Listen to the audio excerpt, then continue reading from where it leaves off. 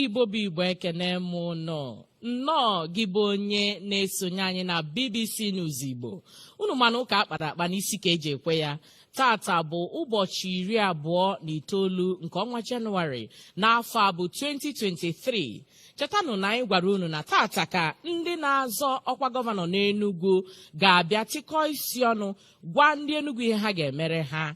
Tata ka obodo gị ga-agwa gị ihe ọ ga-eji bụ onye dị etu a maọbụ onye dị etu a ka ị ga-ebinyere aka n'akwụkwọ na ntụliaka nke a na-abịa n'ihu. Ya bụ nrụrịta ụka ndị BBC Igbo na-achịkọba anyị emeela na Ebonyi mee na Abia steeti. Nke anyị na-eme ugbu a bụ nke ndị Enugu. Ndị Enugu dejenuo alanuo ọ dị mma ọ bụrụ na ị nọ n'ụlọ na-ekiri anyị ugbu a, wepụta akwụkwọ gị detuo ajụjụ gị emechie itinyere anya n'igwe eji ekwu okwu nke bụ na Facebook ma na Instagram, ma ị nwere ike jee na webụsaịtị anyị ebe a na-ekiri anyị ugbu a n'ụwa niile.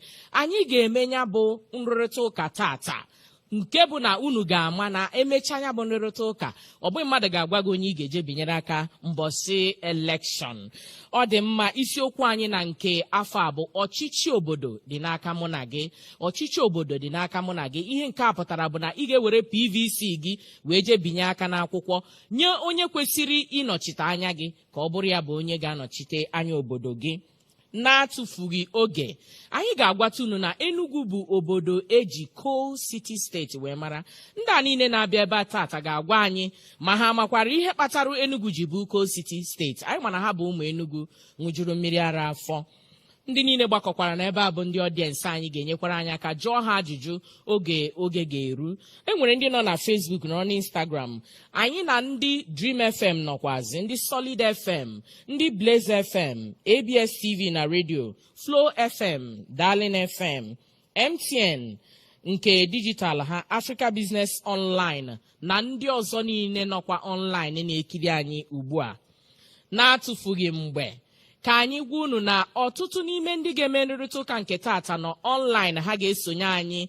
Unu ga-enwekwa ohere na-anụ onu ha ọfụma, na-agbanyeghị na ha anọghị ebe a nụnwa. Ha nọcha ebe dị iche iche maka otu ihe maọbụ abụọ mere na ha anọghị ebe a tata. Ha ga-azakwara ọnụ ha. Onye nke nọkwa n'ebe a taa ka anyị bido kpọpụta ya ka ọ pụta bịa were oche tupu anyị amalite.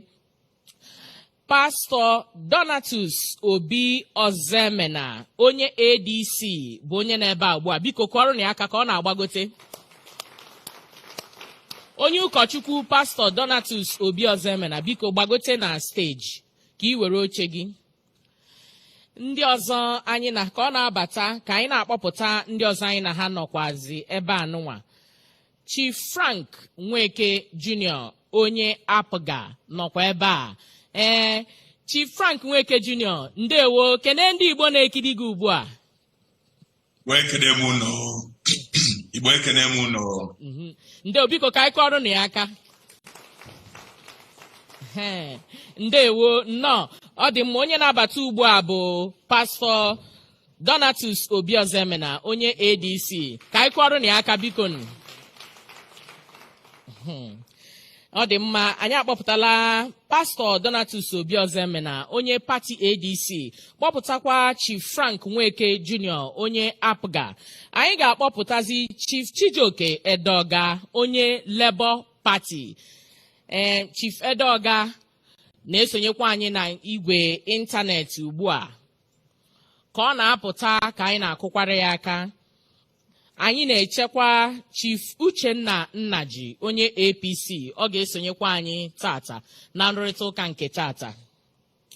Ọ dị mma, unu ma na ịntanetị bụ a na-eme ọnwa na-eme ibi. O nwere ike ị na-echekwa netwọk a na-akụchapụ. Ka anyị na-eche ka Chief Chijioke Edeoga na-achite azụ maka ọ nọbụ kamgbe na-eche ka oge ruo. Anyị ga-agwazi ndị nke na-anọ iwu na-echekwaba nrụrịta ụka nke tata.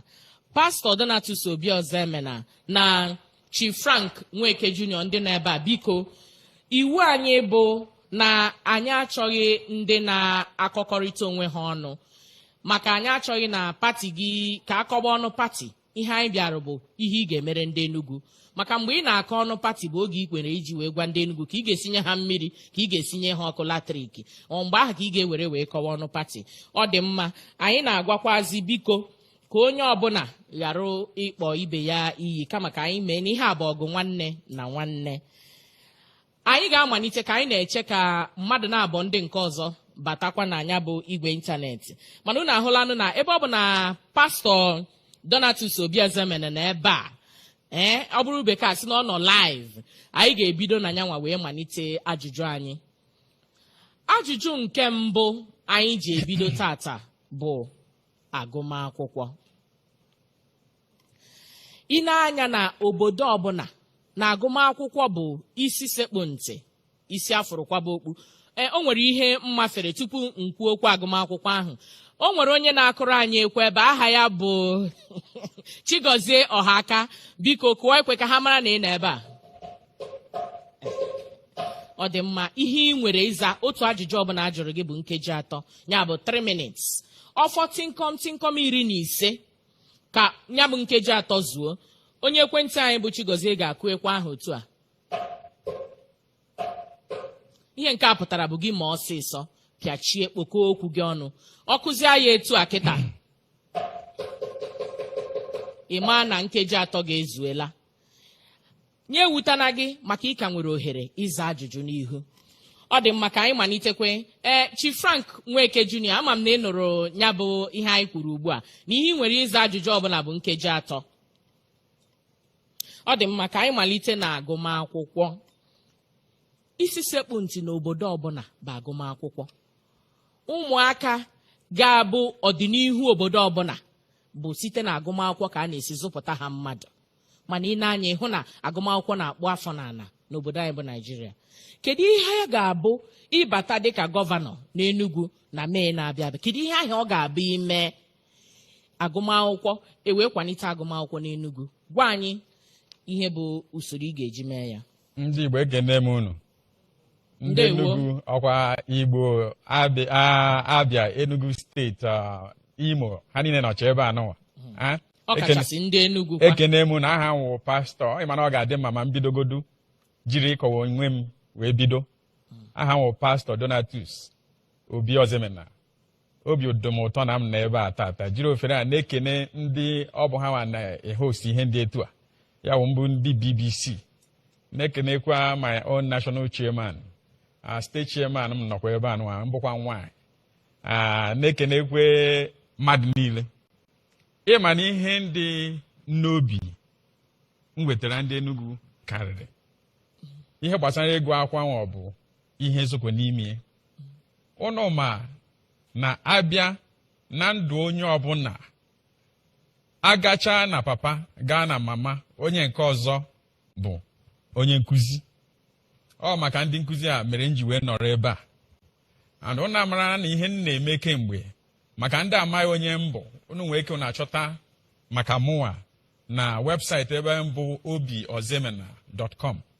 Ebe a ka ị ga-ahụ ihe anyị megoro, ihe anyị na-eme na ihe anyị chọrọ imere ndị Enugu.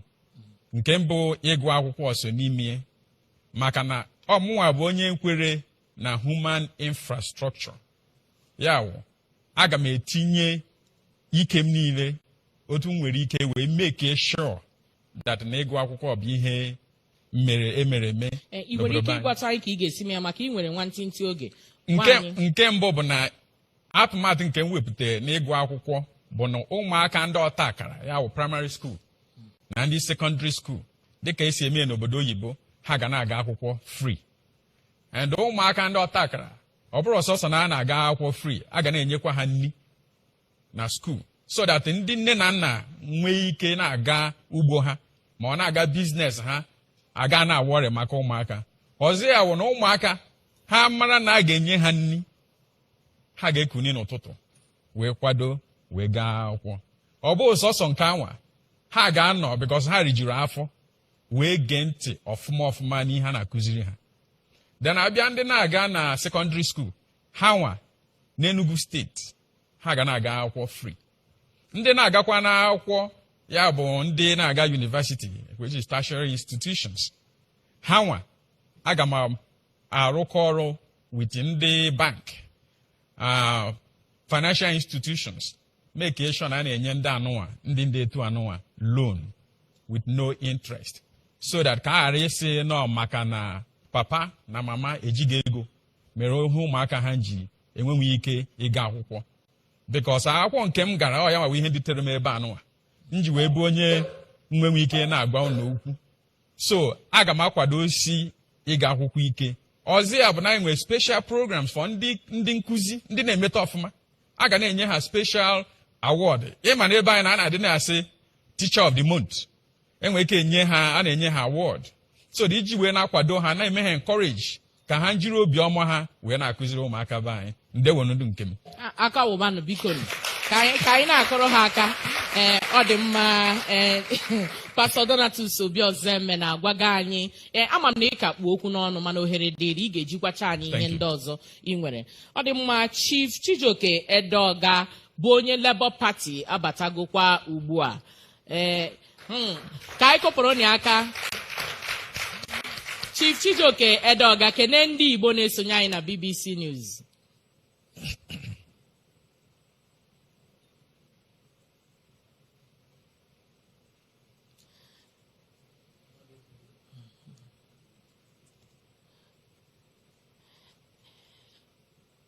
Igwe o ji ekwu okwu a ga-akpa ya aka ugbu a ka anyị na-anụ ihe ọ na-ekwu ọfụma. Chief Edeoga nnọọ ọ dị mma ka anyị jee na ọ na-abụ anyị weta ofu ajụjụ anyị enye onye ọbụla ohere ka o kwuo. Unu ahụna na Pastor Donatus Obiozeme na onye ADC ekwugo ihe ọ ga-eme na agụmakwụkwọ ka anyị gazie Chief Frank Nweke Jr. onye apụga ka ọ gwa anyị kedu atụmatụ o nwere maka agụmakwụkwọ ma ọ bata dịka gọvanọ Enugu. Daalụ na ndị be anyị ekenekwe m n'ọzọ. Afọ m bụ Frank Nweke Jr. Ọmụnwa bụ the governorship candidates ndị Abga. Pati anyị onye agha na nwanne nke a bụ nke anyị. Biko nụ achọkwa m ikene ndị BBC maka nzukọ anụwa ha nwere ka anyị nwee ike ịkọwa onwe anyị kọwalụ ndị anyị na-akwado ichi onwe anyị. So ajụjụ ị jụrụ bụ maka ihe gbasara agụmakwụkwọ. Ya bụ agụmakwụkwọ ọ bụrụ obere ife ka ọ bụ. Onweghị obodo ọbụla nwere ike ịga n'iru na ọ bụrụ na ha zụrụ ụmụaka fa ma ọ bụ na ha akwadoro ụmụaka fa maka ọganihu maka ife na-abịa n'iru. Onweghị mba ọbụla gbagoro mbọ wee nọ n'iru wee hazie obodo ebe fa bi na-abụrụ maka na ha kụziere ụmụaka ha akwụkwọ kwadosie ha ọfụma ha wee na-achị wee na-eme ihe eji wee mara fa na befa. Ihe gbasara agụmakwụkwọ na be anyị ama niile n'ụzọ na-akọ. First of all, onye na-achị ga-aghọta uru akwụkwọ bara ọ dị oke mkpa. So ife gbasara ọchịchị onye afọ inwe uchu onye afọ ịghọta nnọọ ọrụ ya azụ onye ọchịchị ọ dị oke mkpa. Onye bụ nke isi. Nke ịbụọ bụ ụmụaka kedu ihe a na-akụziri fa echeke ebe anyị nọ tata na 24th century mba ụwa niile ihe na-echenji ọ bụrụ ihe ha na-akụzi bụrụ ụmụaka bifo ka aka na-akụziri ha tata. Ọ dị mkpa ka enwe a na-akpọ n'ọnụ Igbo curriculum review ka enwe ike ibido wee kwadowe ha ihe gbasara sayensị, ihe gbasara teknọlọji, ihe gbasara innovation, ihe gbasara arts and ibe a na-ese ese. Ihe a niile ka ekwesịrị ịdị na-akụziri ha. The third thing bụ ndị ahụ na-akụziri ihe ha na onwe nke ha kedu ihe ha gbukwelu mmụta a ga-eji wee kụziri ụmụaka anyị ife. So ndị nkụzi anyị ha ga-enwe priority a ga-akwado fa. Ị nwere ike iwere ihe na-enwere ogbenye mmadụ a ga-akwadogodo ndị nkụzi ahụ n'ụzọ pụrụ iche ka ha nwee ike ịkụziri ụmụaka anyị ahụ ọfụma. Nke ịnọ bụ ihe gbasara ebe a na-akụziri ụmụaka akwụkwọ ahụ. Ka m na-agagharị na-eme kampen ị ga-eje ebe dị iche iche ifunu ụlọ akwụkwọ ha rụrụ onye ha si na ha rụrụ ọ na-achọta ịdagbu ụmụaka nọ na ya ma nke a lụrụ alụ oche adụrụ ya enwere ndị ga-eje kwa na oche dị ya. Mana ihe ọzọ ga ha apụ bụ na ndị nkụzi adapụta chacha. Ọ dị mkpa na Ministry of Education ndị ọ bụ ọrụ fa ịgba mbọ wee fụ na azụrụ ndị nkụzi na agbarụ mbọ wee fụ na ha na-arụ ọrụ ha kwesịrị ịrụ na anyị tinyere anya wee fụ na ha na-arụ ihe ha kwesịrị ịrụ. Nke ise bụ na ego a na-akwụ ndị nkụzi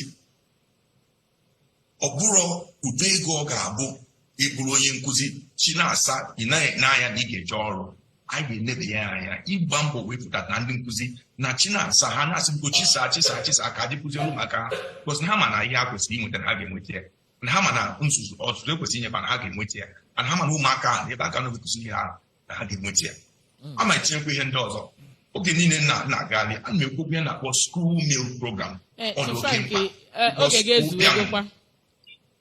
ụbịam a na-ekwe ndị be anyị ziji ụmụaka ha akwụkwọ ma ha jekwe na-eje ụmụaka ahụ enwero ike ịmụta ọfụma maka na agụụ na-agụfa so ịmụ ihe a niile ka a ga-enebanye anya ifu na ihe ọmụmụ at least na primary school bụ the foundation na anyị chere ọfụma na ha na-aga n'ihu. Chief Frank, ị ga-enwe ohere ịkọwa ihe ndị a niile ọfụma dịka anyị si wee nye iwu oge anyị bidoro ihe a ọ bụ naanị nkeji 3 ka ị nwere ịza otu ajụjụ ọfọ gị tịnkọm 15 ka oge gị zuo onye ekwe anyị ga-enye gị nke bekee na-akpọ saịn iji gwa gị na o ruokwa mgbe ị ga-akwụsị ya bụ o ruo mgbe ahụ ịkwụsị maka ohere dịrị gị ikwu ihe ndị ọzọ anyị ka nwere ọtụtụ oge ịga ọ dị mma. Chief Chijioke Edeoga onye Labour Party anyị anụghị onu ya mgbe ọ bịara ikenebu anyị na mbụ biko ọ bụrụ na igwe o ji ekwu okwu adịla mma Chief Edeoga kene ndị Igbo na-esonye anyị na BBC News Igbo.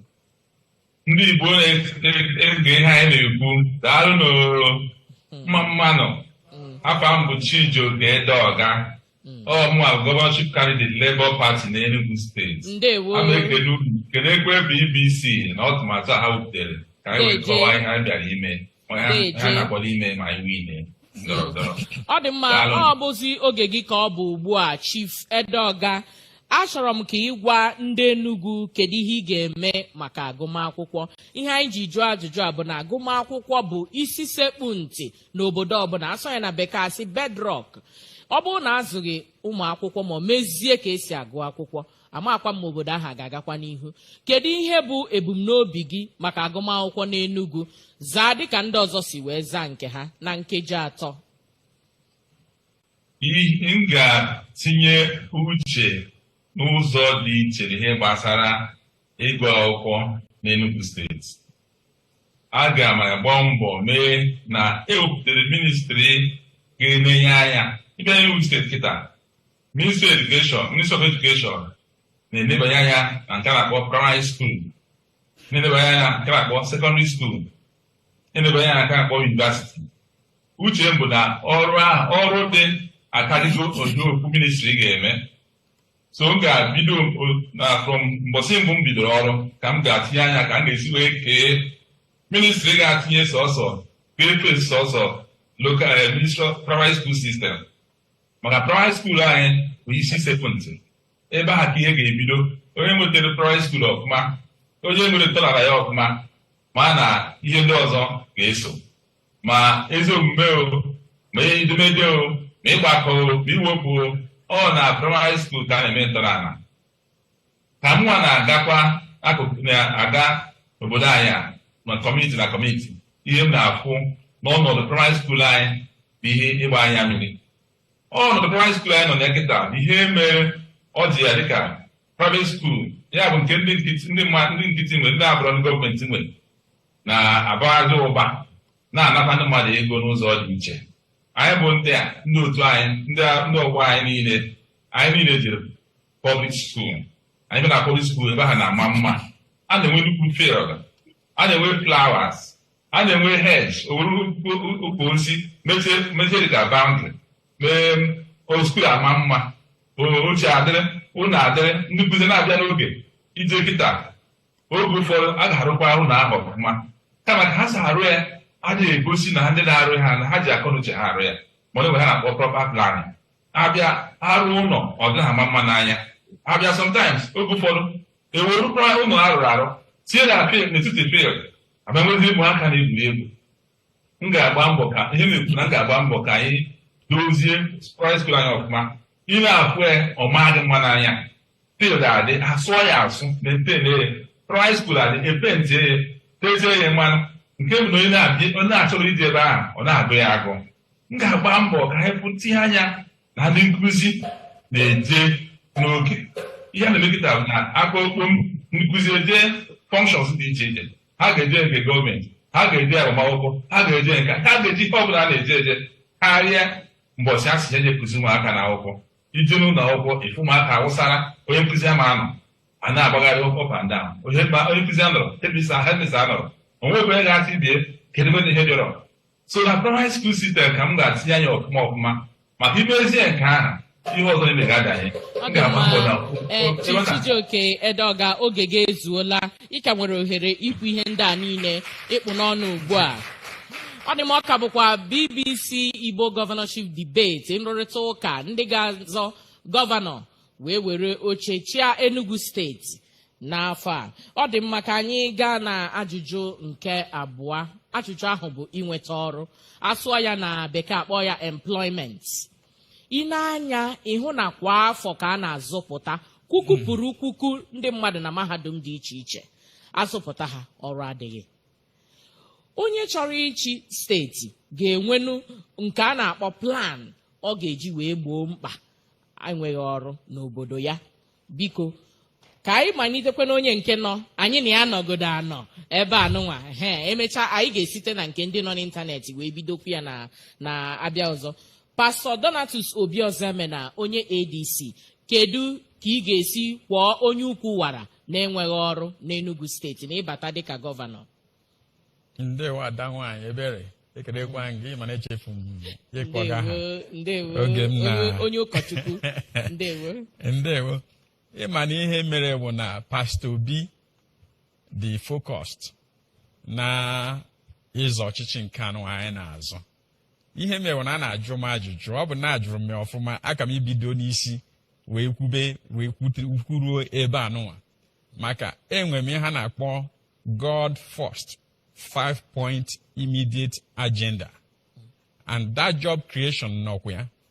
Mana tupu that job creation o bidogodo na security nke m ga-akọwa ọfụma, then stable electricity, because na ihe ga-eme ka ọrụ wee bata n'obodo anyị, maka ndị be anyị niile ndị nọcha na Abuja na ndị nọ n'obodo oyibo ma ndị nọcha mba ndị si iche iche, onweghị onye achọghị ịlọta, mana security anọ ya, stable electricity anọ ya. Mana abịa na etu a ga-esi wee create ọrụ, number one bụ na aga m emeke godu a suitable environment, ya bụ mmecha ihe ndị anyị ka ndị mmadụ nwee ike na-alọta. Then gọọmenti ga-enyekwa ha aka site n'inye ha loan, because n'obodo ebe anyị bi ọwụ ndị private individuals bụ ihe mere o ji wee dị etu ọ dị. So gọọmenti ga-arụkọ with ndị banks na ihe ndị ọzọ wee na-enye businesses loan ka ha nwee ike ime establish the kind of businesses ha chọrọ ime. Not only that, ha mee establish anwa, anyị ga-enyekwa ha incentives. Gọọmenti ga-emeke sure na ihe niile gọọmenti nji adị successful, industry nji adị successful maọbụ entrepreneurs nji adị successful na-enyechara ya ha. Mana sọsọ iwu ga-adị ya nụ bụ that na onye anwa ga-hire at least 50%. N'obodo nke m bụ mba Enugu, ha ga-hire at least 50% of Enugu indigenes. And again, anyị emeghị ha na-akpa establish no youth left behind program. O bidogo kemgbe ịma na azọbugo m ọchịchị 2019. Ọ mgbe aka anyị bidoro enu. So that no youth left behind program, youth niile ma ndị ọzọ niile, ana m asị onye ọbụla tinye aha gị n'ebe anwa, maka na ebe a ka anyị ga-enọ wee na-emeke sure na ndị anyị na-enyere aka, ya wụ mbụ businesses ndị anyị na-enyere aka, na ha nwa anyị ga na-enye ha ndị ha ga na-enye ọrụ. And ebe a ka anyị ga-esi wee na report to the people of Enugu State on how we are doing employment wise. With that, I want to thank you all. Pastor Ozeme, ọ dị mkpa ka ị mara na oge dị mgbe ị ga-ekwu ihe ndị ahụ bụ agenda gị, mana anyị chọrọ ka anyị na-ewere ya otu anyị si jụọ gị maka nke a. Oge na-abịa mgbe ị ga-enwe ohere ikpoko ihe ọbụla ị chọrọ ikpoko. Ọ dị mma ka anyị jee na ndị na-esonye anyị na ịntanetị. Anyị ga-aga na nke Chief Frank Nweke Jr.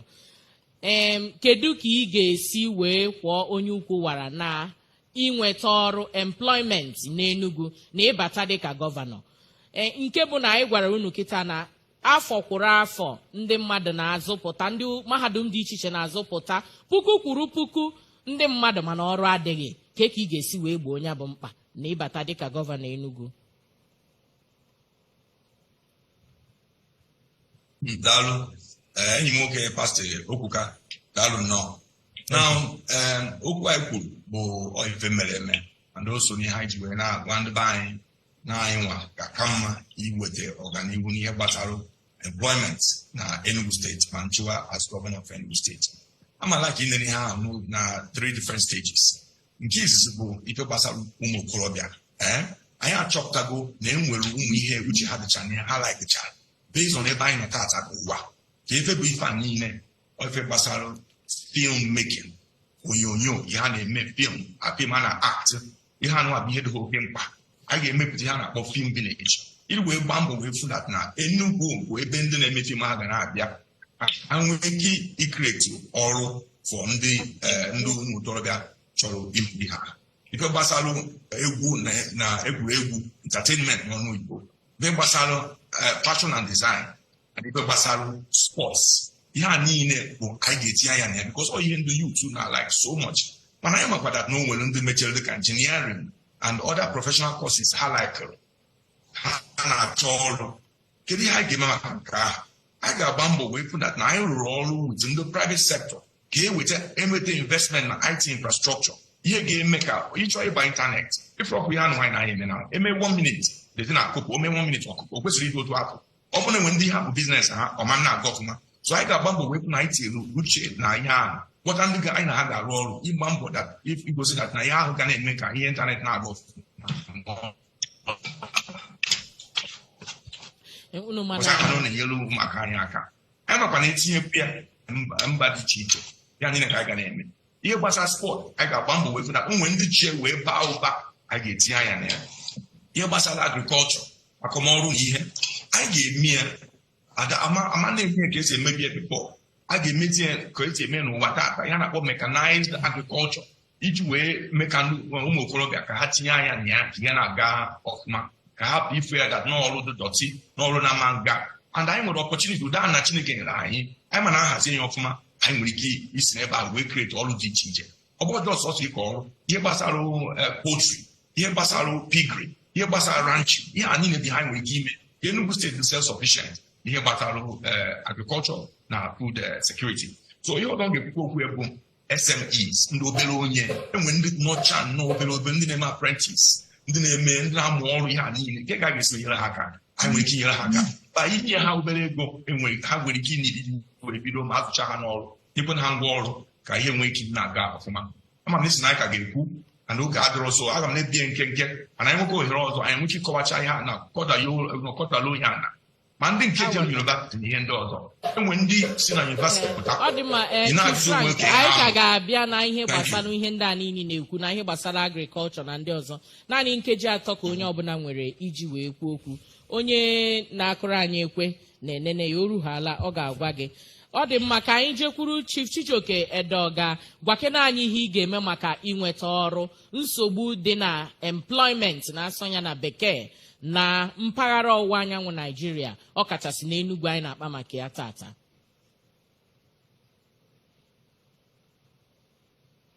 Ụmụaka agụcha akwụkwọ awụsara n'ụlọ, ada akwụzi ndị nna ụgwọ, adịrị akwụ ndị nne ụgwọ. Ụmụaka ha wetere ego ha niile zụọ awụsara onye ndị oyibo na-akpọ time bomb. Ihe mmadụ ga-enye ọbụla na-akwado akwa ọchịchị ga-atinye uche na ya. Adịdị ọga tinyere uche ya ọfụma cheruo ya na wee sị na ga na-ekpere ọ bụrụ ya ga-adanye otu ahụ maka na ego ihe bara ụba. Nke mbụ na Enugu steeti anyị ọ bụ ihe mwute na o nwere akụkụ Enugu na-aka enwetara ha na eletrik, ọkụ eletrik aka eruo na mbarada Enugu anyị aka eruo nne. Anyị ga-agba mbọ ka anyị gbaa mbọ na anyị fụ na eletrik dara mkpụrụ ọbụla na Enugu steeti. Eletrik bụ ọ ga-abụ inyere ndị mmadụ ọkụ, inyego ha ịkụzigo ha ka ha si emeta azụ. Ihe si na ya pụta erika ma ọ weldino ma ọ kapịntịrị ma ọ hedrino ọrụ na multiplier effect ọkụ erika. So ebe ọkụ na-adịrọ n'Enugu karịrị ebe ọkụ dị ma asị ma exaggerate. So ọ bụla dị nweta ọkụ bụ isi n'ọzọ ọbụla ịgba mbọ ka ọkụ ahụ dịrị regụla.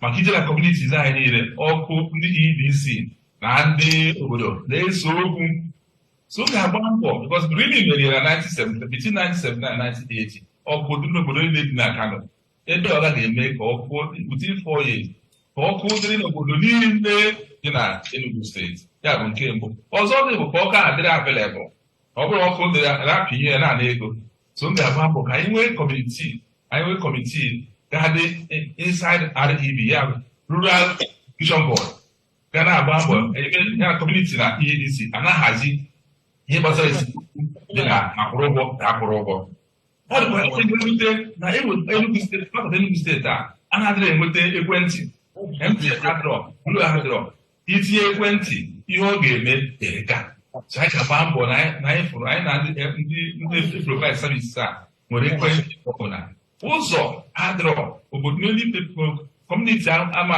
ndị mmadụ metie ha rotu ugbo ha ibupụta ya bụrụ nsogbu so anyị ga-agba mbọ na ụzọ niile anyị ga-arụnwu n'oge anyị nwere ka anụ ehi n'obodo ebupụta ya anyị ga-agba mbọ na sekuriti ụmụaka ndị chọrọ iji ugbo na-eji ugbo ma otu adọrọ ka obodo anyị rural areas nke na-akpọ rural areas ka ha dịrị safe onye ọbụla ha biga nọrọ na urban center so rural area dịrị safe enwe ọkụ enwe ụzọ ihe ga-eredu anyị ga-agba mbọ ka ihe na-abụ ease of doing business tax erika anyị ga-reduce tax eji tax achụpụ ndị mmadụ n'Enugu steeti Juhel anago Inos na anago Anambra so anyị ga-enyonya anya ha akpọ multiple taxation ka taxation a na-akwụ ihe na-akwụ ndị na-arụ ọrụ ka ọ dịrị business friendly nke ụlọ ha ga-eme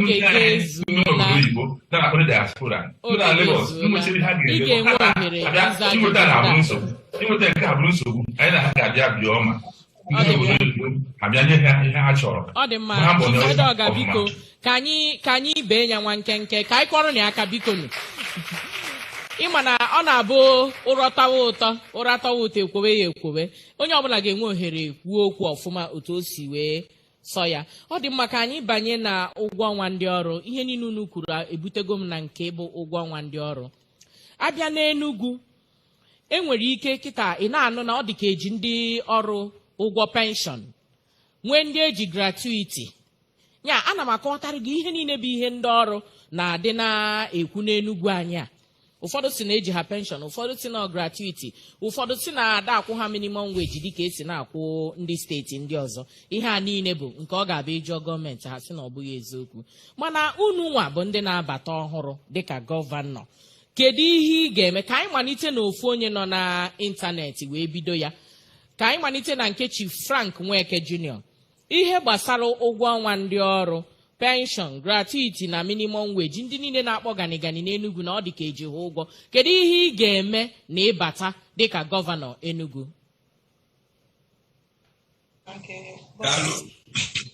daalụ nnọọ ibe ga-eme maka ihe a bụ na a ma agbagodo mbọ ka m ghọta ka ihe si wee kwụrụ ka ihe bụ mmadụ one na-arụ ọrụ na gọọmenti one ka ha dị ndị ka nọ na active service ndị pensioners one ka ha dị kedu ndị akwụgoro ụgwọ kedụ ụgwọ nke fọrọ ndị teachers one ka ha dị kedu ihe a na-akwụ ha kedu ihe a na-ada akwụ ha ama aghọtagoro ya bụ ife because na ndị oyibo na-ekwu okwu na-asị labor is worthy of his wages na onye na-arụ ọrụ kwesịrị ọrụ ya sikwa ya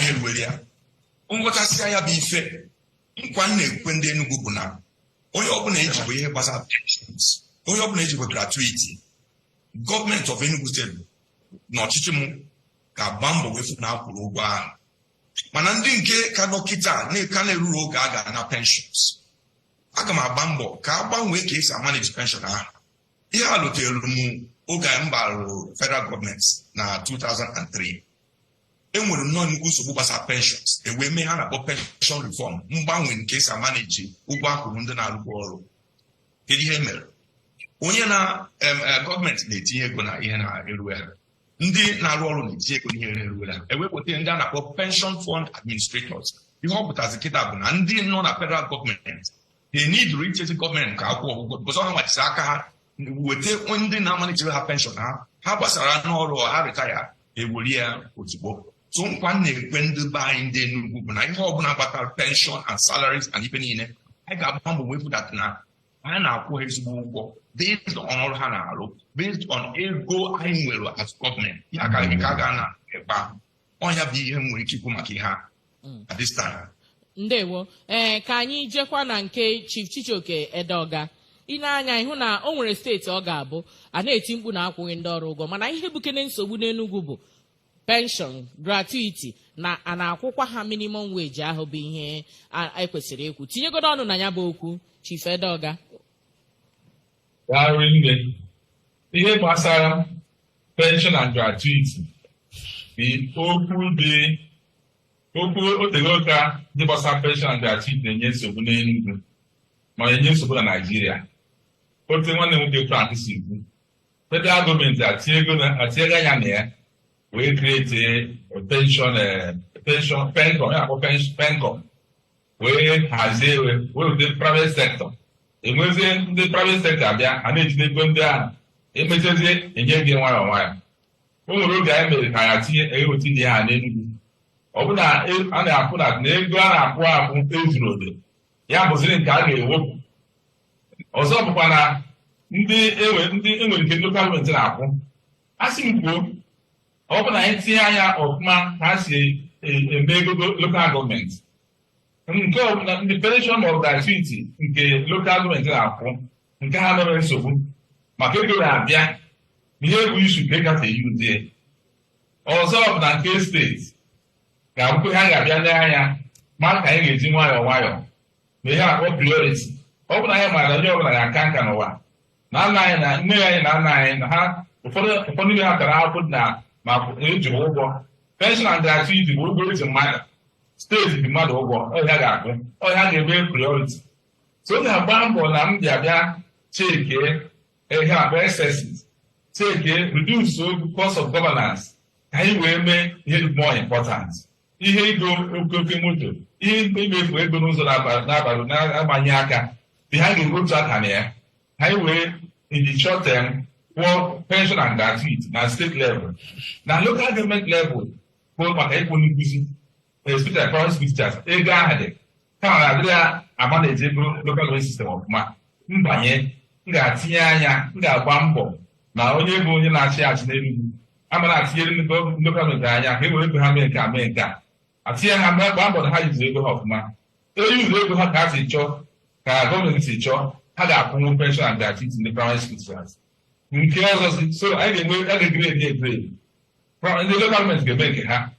State government system ga-agba mbọ prioritize ya, mee ihe dị mkpa e wee hụ na anyị kwụrụ ụgwọ pension and gratuity immediately. On the long term, anyị ga-atinye pension law ga-make sure that na ị na-arụ ọrụ ka a na-ewere obere ihe a ga na-edobe ihe maka mbọsị ọzọ.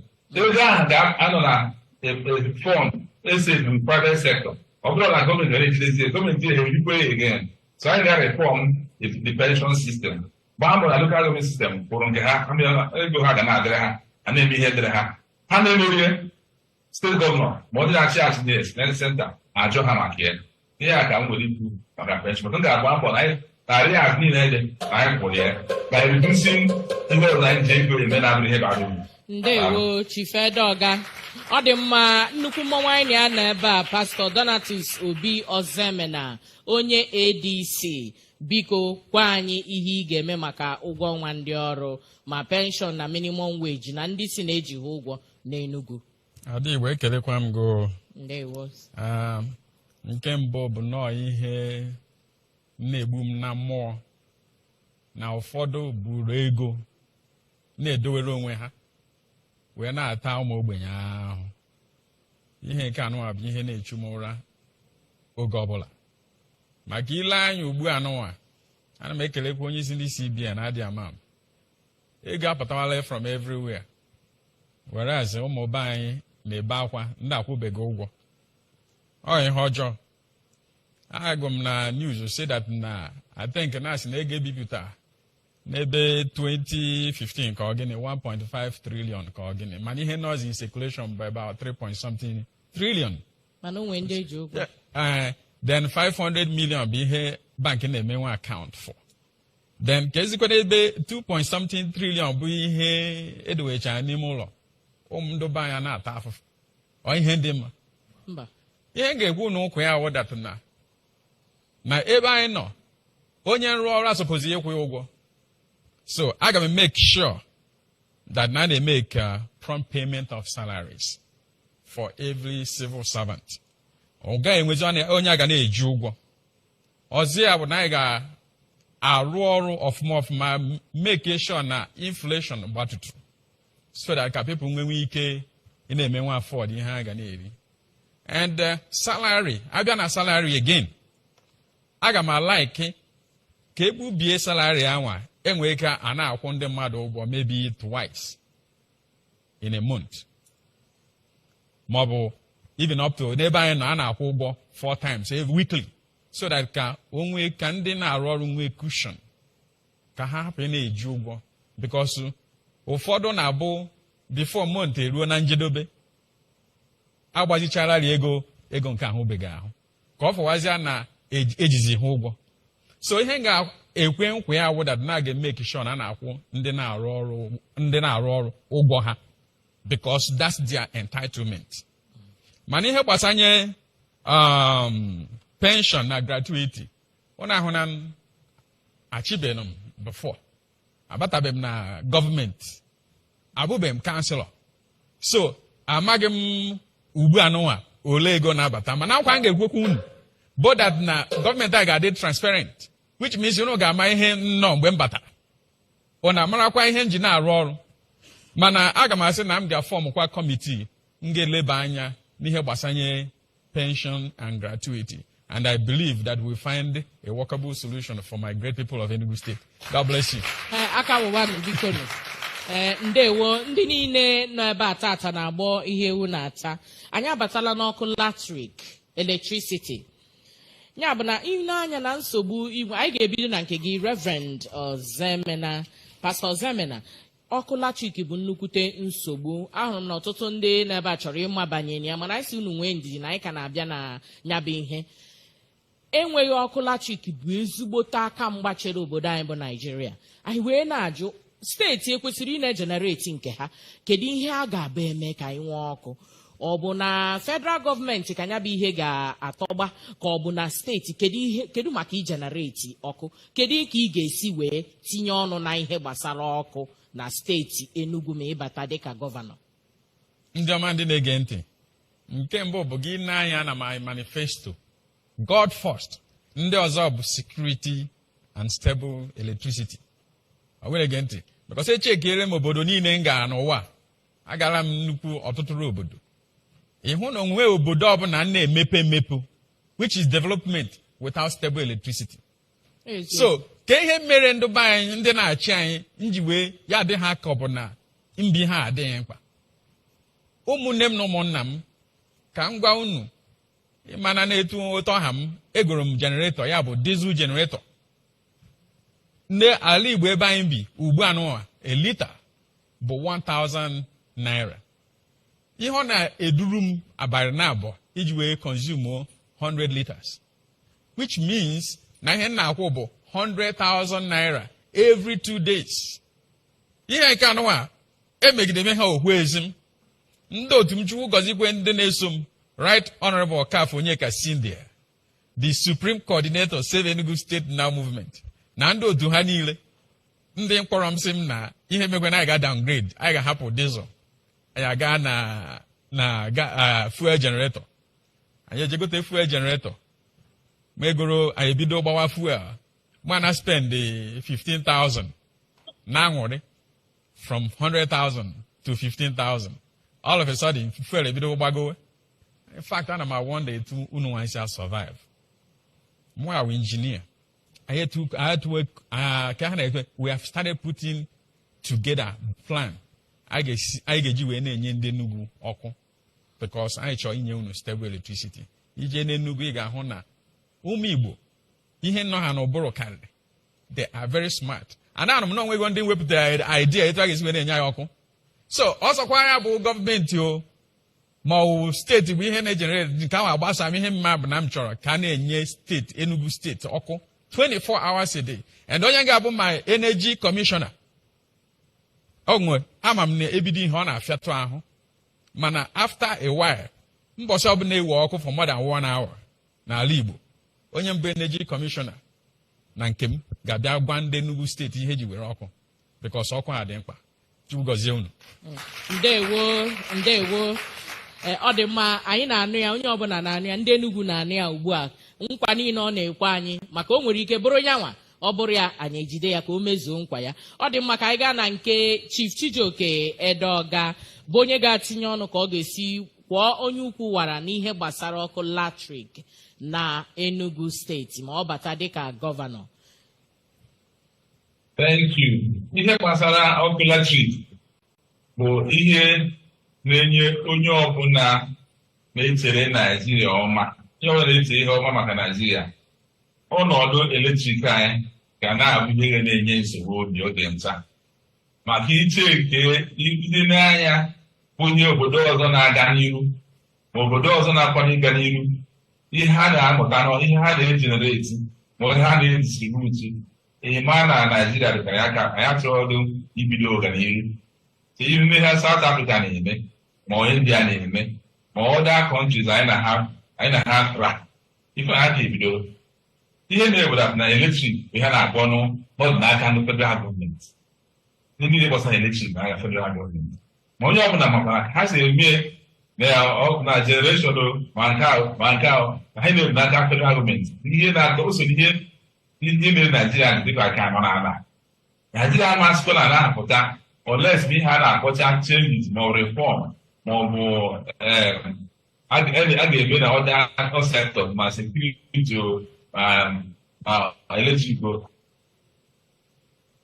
a ga-eme ka ebe ọbụla anyị nọ na-connect.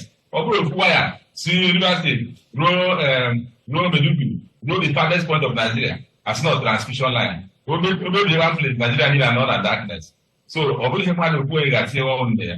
Nke anyị ga-eme obodo ihe gbasara alternative energy. Anyị ga-atinye anya ọfụma na gbasara alternative energy. Anyị ga-achọ ọfisis o, anyị ga-achọ schools o, anyị ga-abụchi nwayọọ oge anyị ga-amịpụ ha from ya na-akpọ nke ndị federal gọọmenti a amịpụ na ya ji nwayọọ tupu otu ụmụaka anyị ndị nwere mmasị ma ndị a ga-enye ego ha kwado a na-eme improve alternative energy. Orika ma nke solar bụ alternative, nwere ego egbochi anyị na solar na be anyị. So R&D, research and R&D, research and development, ihe a ji mara n'Igbo oge mbụ. So ga-atinye anya ka anyị fụ that na alternative energy sources like solar, ụmụaka anyị ga-akwado ha ka ha na-atinye anya na solar. Nyekwe ha ego, a na-ebute ngwa ọrụ na ebe a ga-eji wee nwee solar. Ụlọ ụfọdụ anyị ga-ewepụ na nke senta nke EEDC ma ọ bụ nke ha na-ewepụ ma ọrụ alternative. Anyị agba mbọ ka e nwee alternative power supply.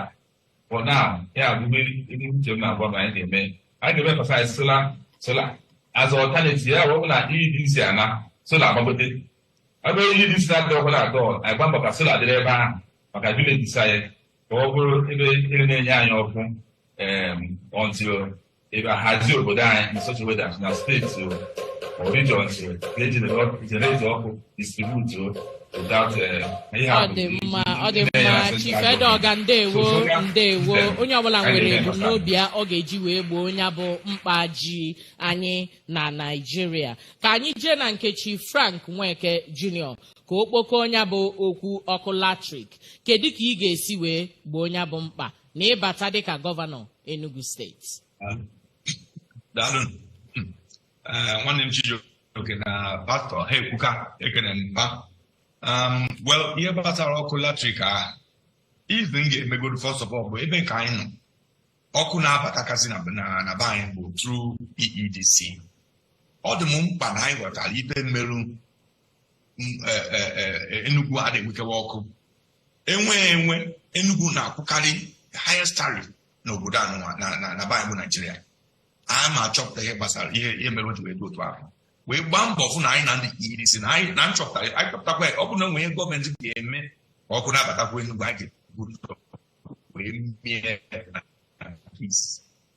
Nke Igbo bụ Chineke nna nyego anyị coal.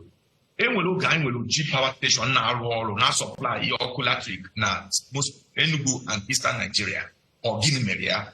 Mụa nwere nchekwube na anyị nwere ike ibidokwe wee jikwe coal wee wepụtawe ọkụ latrik a ga-enyewe ndị be anyị. Ka m si ekwu okwu kịta, enwere ndị be anyị na-amaghị coal ahụ illegally. Ha nwajere jiri aka wee na-elewe ya ndị na-eme industry n'other states iji wee gosi na ya bụ ihe na-enwe ike ije wee create power. Nke ịtọ bụ enwere ihe a na-akpọ compressed natural gas.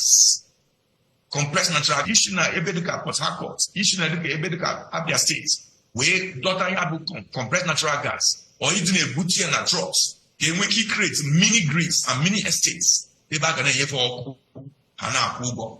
Nke ikpeazụ bụ ihe nwanne m nwoke rụtara aka Chijioke, ihe gbasara renewable energy. Ọ bụ m ka nnọfụ kịta ọkụ NEPA adọrọ, ọkụ EDC adọrọ, ọ renewable energy, ọ solar panels ka anyị wee na-akwụ ụtọ na-akwụ kịta.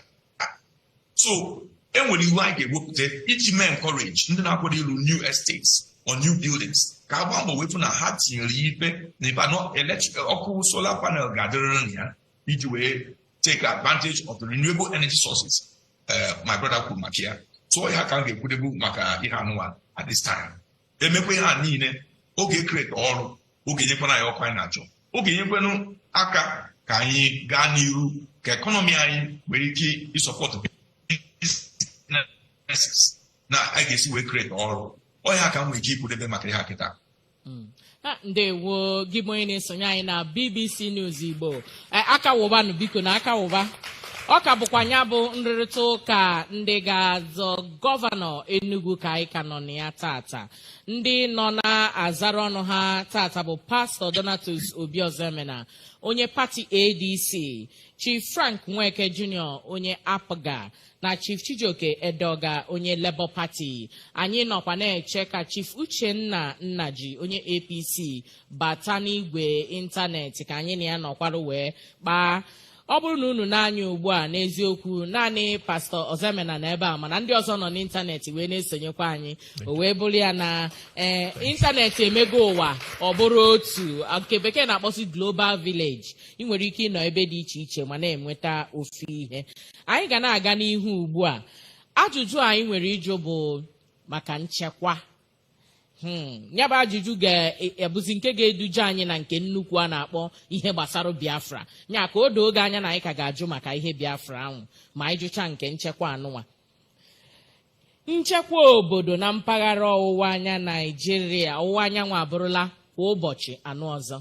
O nwere ike tata asị gị na-agbagbuola ndị uwe ojii n'ụzọ ebe a na-agbagbu anyị ma ihe anyị na-anụ na mpaghara South East na-agbagbuola ndị uwe ojii ma ọ na nke eme ma ọ na ndị ọchụ ehi chọpụrụ mmadụ ma ọ na nke ọ bụrụ akụkọ kwa ụbọchị anọ ọzọ. Nchekwa wee bụrụ ihe a na-ama ka a ga-esi wee mee ya. Kedunu ka unu si wee nwee nya usoro unu ga-eji wee chekwa nchekwa ma ọ bụrụ na unu banye dịka gọvanọ n'Enugu steeti? Ka anyị malite na nke gị onye ụkọchukwu Donatus Ozemena, onye ADC. Ekelekwa m unu. Ada Igbo aka m na nke anụnwa ka m chere ị ga-enye m maybe 30 minutes ka ndị wee kwucha ihe niile ndị m n'obi. Because nke a dị m mkpa ọfụma. So because o nwere akụkọ m chọrọ ịkọ maka mụnwa maka ihe gbasara mbụ nchekwa ya bụ security. Ihe mere mụ na ndube nke m. Bee ya nwa nkenke ka ịbanye maka oge na-aga aga. Na nke a ga-enye m ofere iji wee kwuo etu m ga-esi wee mee nchekwa. So ka m gaa straight n'ihe m ga-eme maka nchekwa. Ọ na-amara na ihe nchekwa anụnwa bụ ihe ndị important n'ala Igbo na ndị be anyị na-agbafuchasị right now. Sọsọ na obodo be anyị bụ ebe a na-enwezi oge ụfọdụ 4 days mandatory holiday ka ezi ka biznes si wee na-eme ka ọ fọwa nke mụ a na ndube m gafere ebe a chọrọ ịgbagbu m na my entire family. Anyị karịa ịnwụ history ugbu a nụwa. Ị ga-achọ nke a na n'ịntanetị ma ịsachi ya maka mụnwa ị ga-ahụcha ihe ndị a. Mana ka m gaa straight etu m chọrọ isi wee mee maka ihe nchekwa ahụ. Number 1 is that na-achọ m iwepụta ihe a na-akpọ 3-digit number n'obodo oyibo ebe anyị bi ihe a na-akpọ ya 911.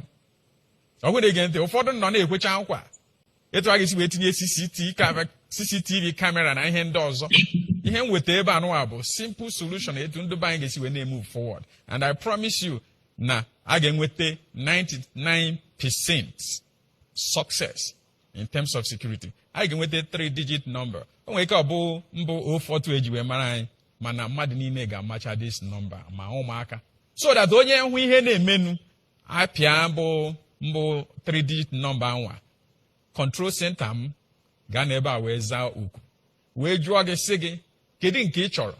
Ị chọrọ polisi ka ị chọrọ ambulance ka ị chọrọ fire?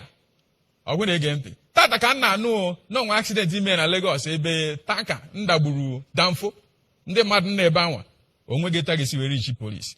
Ihe mee unu ka nọmba unu na-akpọ, inwe nọmba DPO, onwe onye ebụla inwe nọmba, mana achọrọ m ime introduce 3 digits. Onye ọbụla m ga na-ebu n'isi eme ha na ịpịa ya na fonu gị, jirikwe fonu na-esekwa eri ịhụ na enwe m free CCTV camera everywhere in Enugu State, and with that we can immediately dispatch the right security or emergency or safety apparatus that is needed to tackle that information, that particular incident. Akwụna ahụla aka m ebido ebido aka m ebido ebido ọ ka karịrị ọzọ ya bụ that na be anyị n'Enugu State unu hụ road blocks anyị na-ene ebe anwa a ga-ekpochapịa because ndị mmadụ na-complain ihe ahụ profiling areas. So oge a ga-enwe any kind of road block abụ only on national emergency maọbụ na mbido ebe ndị mmadụ nsi abata na steeti n'ebe ha si apụ. A ga-enwe first response team and the security team ga-abụ ndị ime obodo.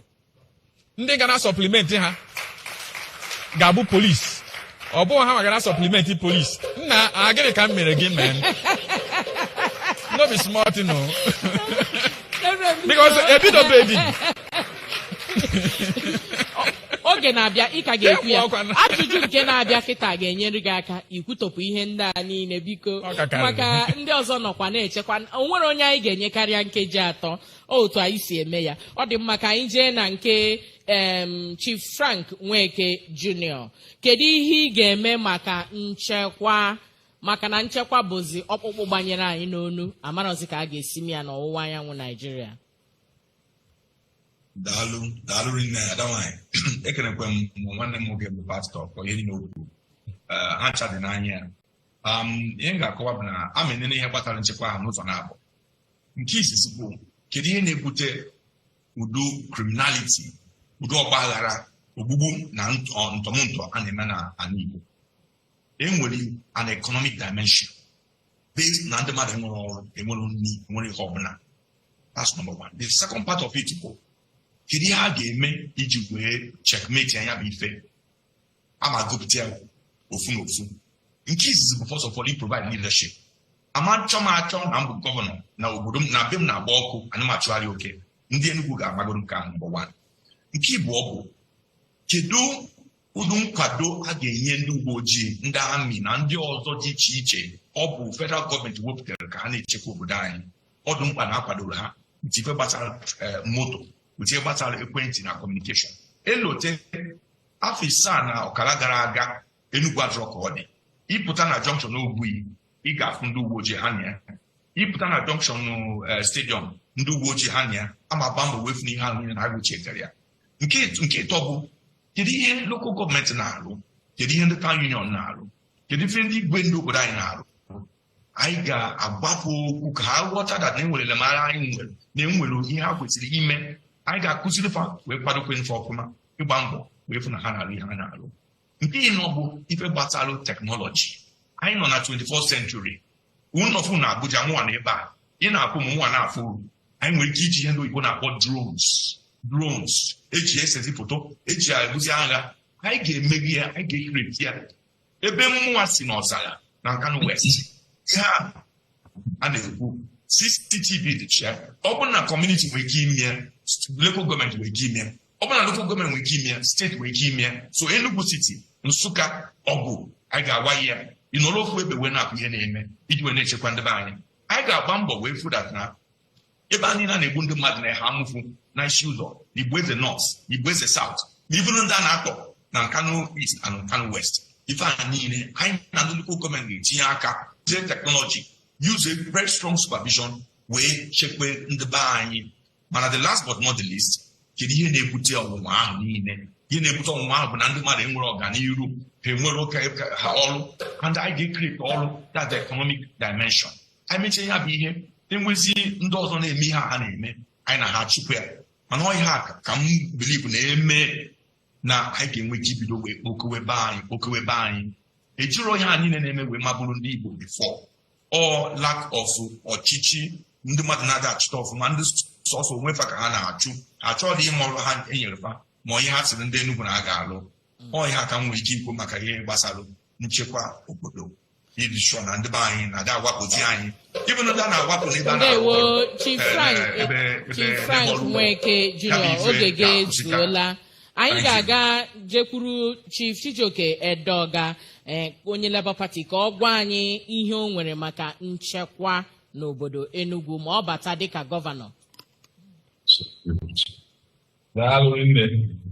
Ihe gbasara ya na-ekwu maka nchekwa obodo bụ ihe na-echegoro uche na-eri nne.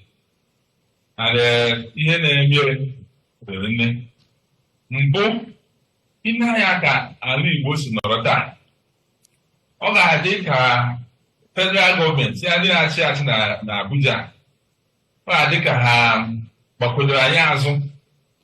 Ime ka ha si rụọ railway line, arụrụ ya na nke ndị ofe mmanụ, rụọ ya n'ugwu, rụọ ya banye n'obodo ọzọ, o nwere nke gara ala Igbo niile.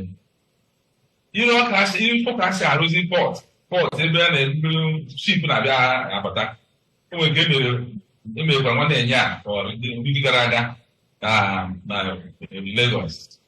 So dịka ala Igbo niile bụ ya na-akpọ desert, economic desert, gọọmenti tọnụzi bak gbagwodoro anyị azụ, ọrụ adịrọ, onye anyị adịrọ. So m ga-agba mbọ ka m mee ha na-akpọ cooperative federalism, ka m jikere ndị na-achị na Abuja, ndị prezident, ndị minista, kedu ihe nnọọ ihe ndị Igbo mere. Gọvanọ ka arid land, ime anya onwere obi indọstrị ede, onwere nke steeti nwere, onwere nke federal nwere, onwere nke dị environment adịrọ creative, adịrọ healthful. So ga-agba mbọ ma m bụrụ gọvanọ mee engage central gọọmenti ka ha mara that ha si akpagbu ndị be anyị nọdọrọ mma. Ewetara ewe line, ọ federal ewetewuru ewe line, ọ akwụkwọ, ọ ga-enye ha aka ka ọrụ dịrị. Ekwe ka ha tinye port na Oguta, ma ọ na Calabar, ma ọ na Port Harcourt, mgbe mmiri na-aga ebe ahụ, ọ ga-enye aka ka attention reduce na be anyị. So ihe isi ike so bụ ofu ihe na-aka ọsọ insecurity.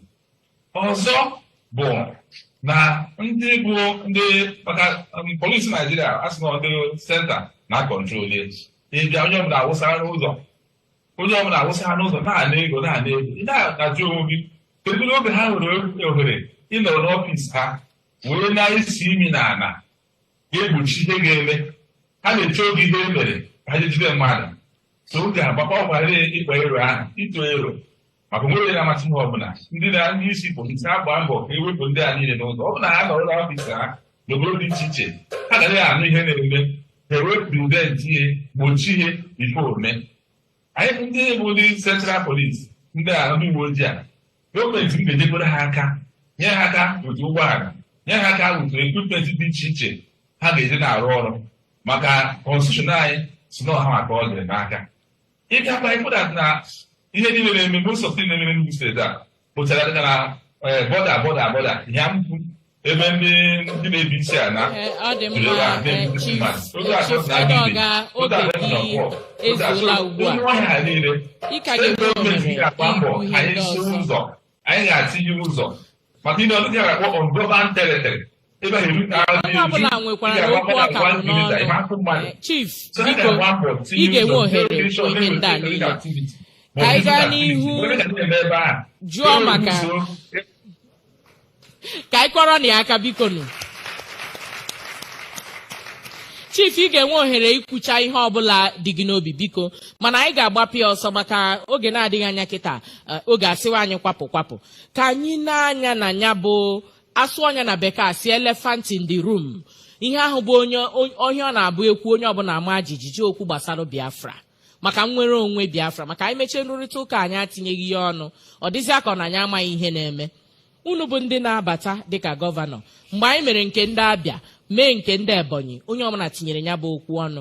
Anyị chọrọ ịma ka anyị bido na nke gị Pastọ Donatus Obi Ozemena ịnọ ebe a nụnwa anyị na gị nọ ebe a, biko kedu ihe ị chere maka ganigani niile a na-akpa otu dị iche iche IPOB nọ n'aka nka ma SOB nọ n'aka nka na otu ndị ọzọkwa na-azọ nnwere onwe ndị Igbo ọ bụrụ the Biafra struggle? Kedu ihe bụ uche gị maka ya? Unu ma na nsogbu ndobe anyị na-enwe kemgbe mgbe o bido nke nnukwu bụ ebe 2017-18 oge anwa ka a kpọtara onye be anyị ma na abụ m onye ọgụ ha wee berisi anya berie ọfụma tinye ya nakwa jee ha nga ya na tree ka eji wee makene iji wee show power so whatever they call it. So ihe ndị anụnwa ndobe anyị ebido bewe akwa anyị nwa mbụ ndị nọkwa n'obodo oyibo ebe ụkwa akwa mana ka onye anyị ga-ebegara akwa ma ọ bụ Chineke. So anyị na-ebido kpewe ekpere maka otu ọ ga-esi wee dere ndị be anyị ma oge ahụ ka a na-ekwute maka ihe Biafra because ndị be anyị ọ gbajugo n'ebe ha nọ. So mana ihe mbịale anya bụ ka ọsọ ụmụ be anyị ha pụta ha eburu placard pụta si na a na-eme protest. The next thing a na-eme bụ eke agbawara ha egwu ewere jiri ma egbe wee gbuwe ha niile.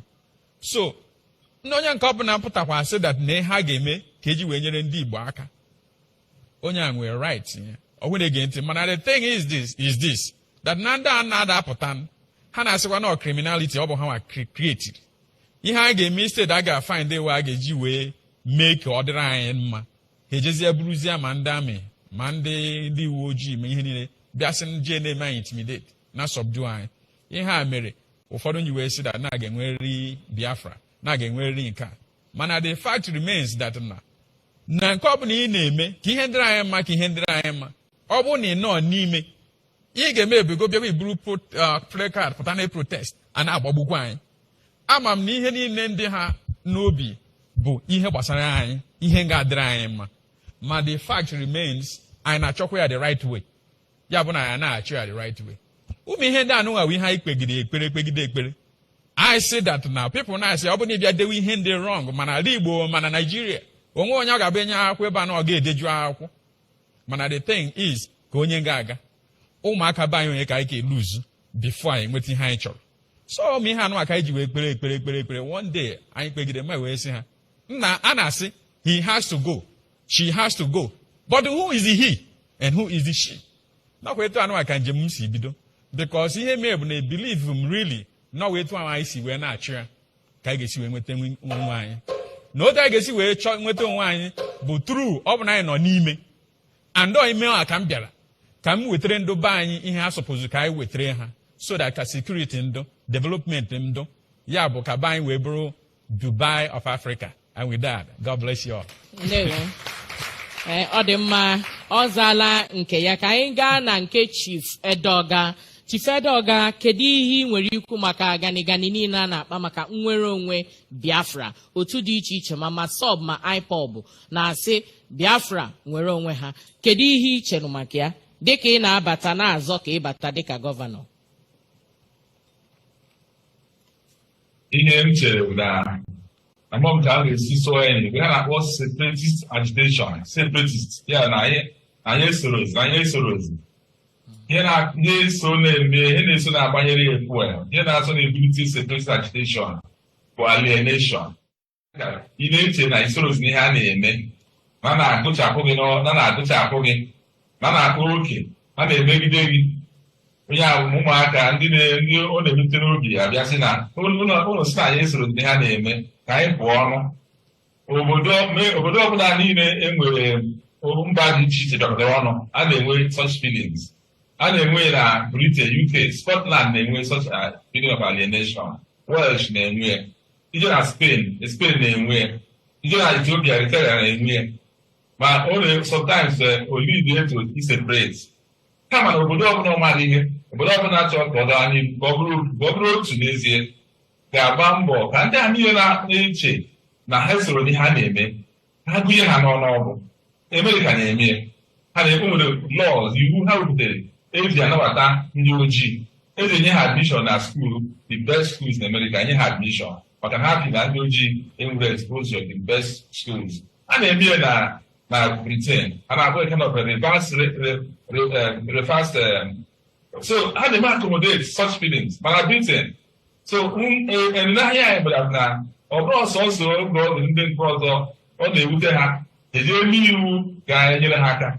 For instance, ije na schools kịta ife ịbanye na school enwere na-akpọ quota system. Quota system ahụ ihe ga-eme ka ndị ukwu ma ndị dị nara azụ edukeshọn ha wee banye. Onye nwere 100 o buru ụzọ nye admission karịa onye nwere 300 na accommodation for different interests. Otu agaghị akwa ọ bụ na anyị bụ ndị Igbo na anyị enwere ọnụọgụ a ji emeri election presidential election. Naijiria ha mere kwota na edukeshọn tosi ime kwota gaala ụka ndị Igbo wee soro chie Naijiria. Ọ na Igbo achịrọ na Igbo soro n'ihe ha na-eme, na Igbo enwere airline, na Igbo enwere airport, na Igbo anọrọ na amị, na Igbo anọrọ na navy. Ihe na-eme ndị mmadụ asị ụlọ si anyị anọrọ anyị pụba kama ọ bụrụ na ya bụ dị ansa na a ga na-agba ya agba. Onye ọbụla na-ewetu obi ahụ Biafra ya nụgo n'ihe ụmụaka ndị a na-emechi ha kata amaghị ka ọ dị mgbe a nọrọ ya. Ọgụ adịrị jọjọ wụọ akara adịrọ mma jọjọ ka mma.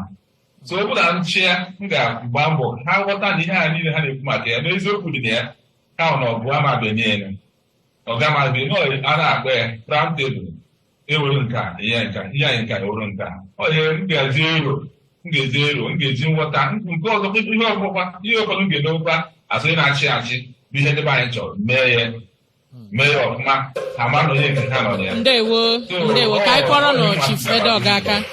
Ọ dị m onye ọzọ ga-atinye ọnụ n'okwu bụ Chief Frank Nweke Jr. Biko tinye ọnụ n'okwu gbasara Biafra na nsogbu niile ọ na-ebute. Ọ dị mma, daalụ rinne ekenekwa ndị ọzọ kwuchegoro okwu. Enwere okwu ahụ dị ụzọ na-abụọ. Nke izizi bụ ihe nwanne m nwoke rụtasịrị aka ya na-eme ndị Igbo na Naịjirịa. Onye ya bụ ofu mana o nwere ihe nchọ ka ndị be anyị ghọta. Ewere Enugu anyị na-ekwu maka ya tata. Ọ bụrụ maka ndị ọba anyị na ha ndị na-achị na Abuja ka mmiri jadoro n'Enugu. Ọ bụrụ maka ndị na-achị na Abuja ka dọtị ji wee ju Enugu niile.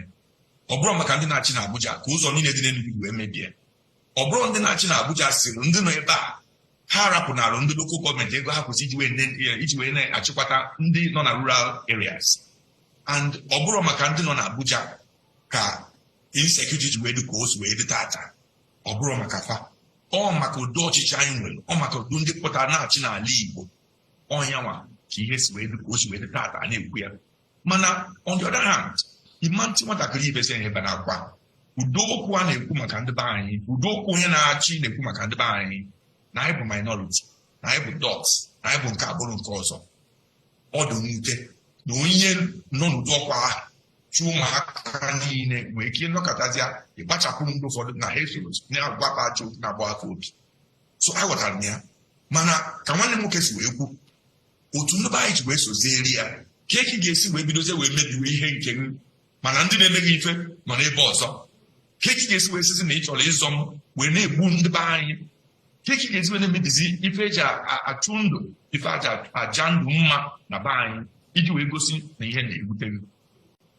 Nwa kwenyere na ife amara kwuru ụdị omume a na-ekpekwasị ndị be anyị abụghị ezigbo omume mana ka nwanne nwoke si wee kwu ọ ka mma ọya ga-eji uche, ọya ga-eji nwayọọ, ọya ga-eji amamihe, ọya ga-eji egwu Chineke wee kwuo. Mana ama m dat na ezigbo gọvanọ bata nchịwa n'Enugu steeti wee create wee economic opportunity iji wee ihe ndị be anyị olile anya ka ha mada na o nwere onye nọ na onye agụta na ya bụ onye odibo fa na ya bịa Igbo ọganihu. Nwa nwere okwukwe na ha nwere ike igbosa ngwa agha eji nwaanyị na-ekwu ya ihe na-aga ọfụma na anyị.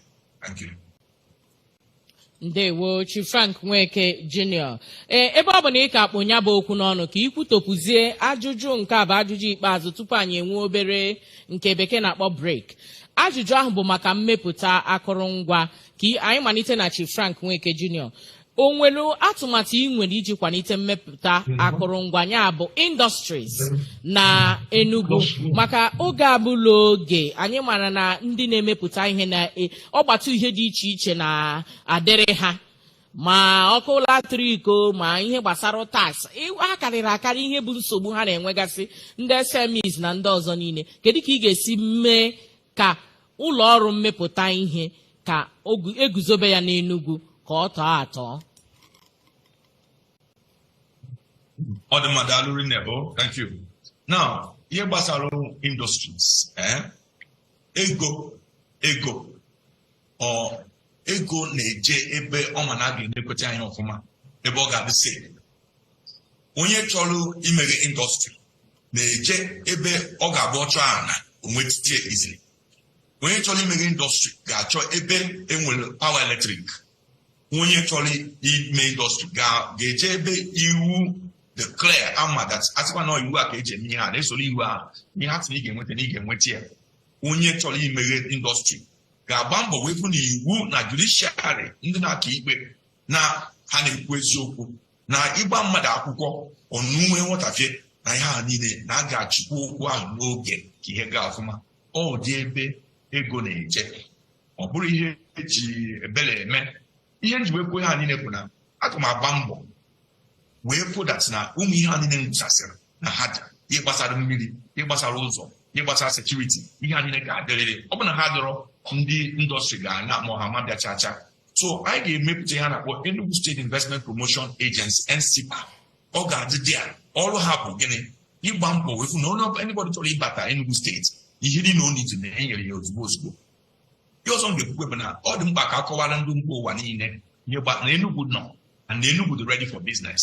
Na ndị chọrọ ịbịa na enwere ihe a na-akpọ incentives n'ọnụ oyibo, ihe ọ ga-abụ enyefa ka akwadofa ka ha nwee ike iweta that industry. Mụnwa nwere olileanya dat na anyị mechie ha niile Enugu ga-abụ ebe ndị mmadụ ga na-agba ọsọ ka ha bata ka bịa mere ihe bụ industry. And ihe a niile bụ ha ga-eme partnership. A ga-eme partnership with the people like Enugu Chamber of Commerce and things like that. Ịghọta ife ha chọgasịrị in addition to nke mụama na ihe ha niile ka aja aga n'iru n'obodo ebe nwere ezigbo ọchịchị. Ọ dị mma, ndewo. Ka anyị gaa na nke Chief Chijioke Edoga ka ọ tinye ọnụ maka ya bụ mmepụta akụrụngwa industries. Kedu ka ị ga-esi kwalite ihe gbasara industries n'Enugu? Ịkwalite industries bụ ime ihe a na-akpọ create environment, ya bụ ime ka obodo anyị dịrị receptive, ka obodo anyị bụ ihe akwadoro akwado ịnabata indọstrị.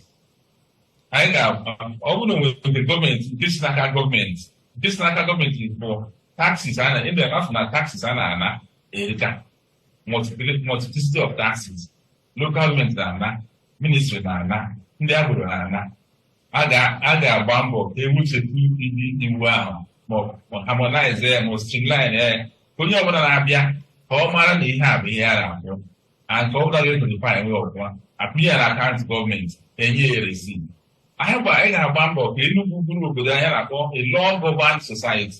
Ya bụ ụlọ ikpe adịrị onwe ihe na-esere mmadụ ọ bụrụ ndị ahụrụ ga-arịzọlve ya nọọ kọt ga-arịzọlve ya ana kọt ha ga-emekpe ikpe ọsịsọ ọ bụrụ imegbu ndị mmadụ oge. Anyị ga-agba mbọ ka ndị ọbụla chọrọ ịbata be anyị bịa mee ihe niile dịrị ha mfe. Ọ bụ na ya ịnweta ana ka ọ dịrị ha iru ị na-emekwa ị na-achọkwanye ịrụ ihe n'elu nkịta ihe na-eme bụ ndị ya kpụrụ ga-abịa ya kwụsị onye a.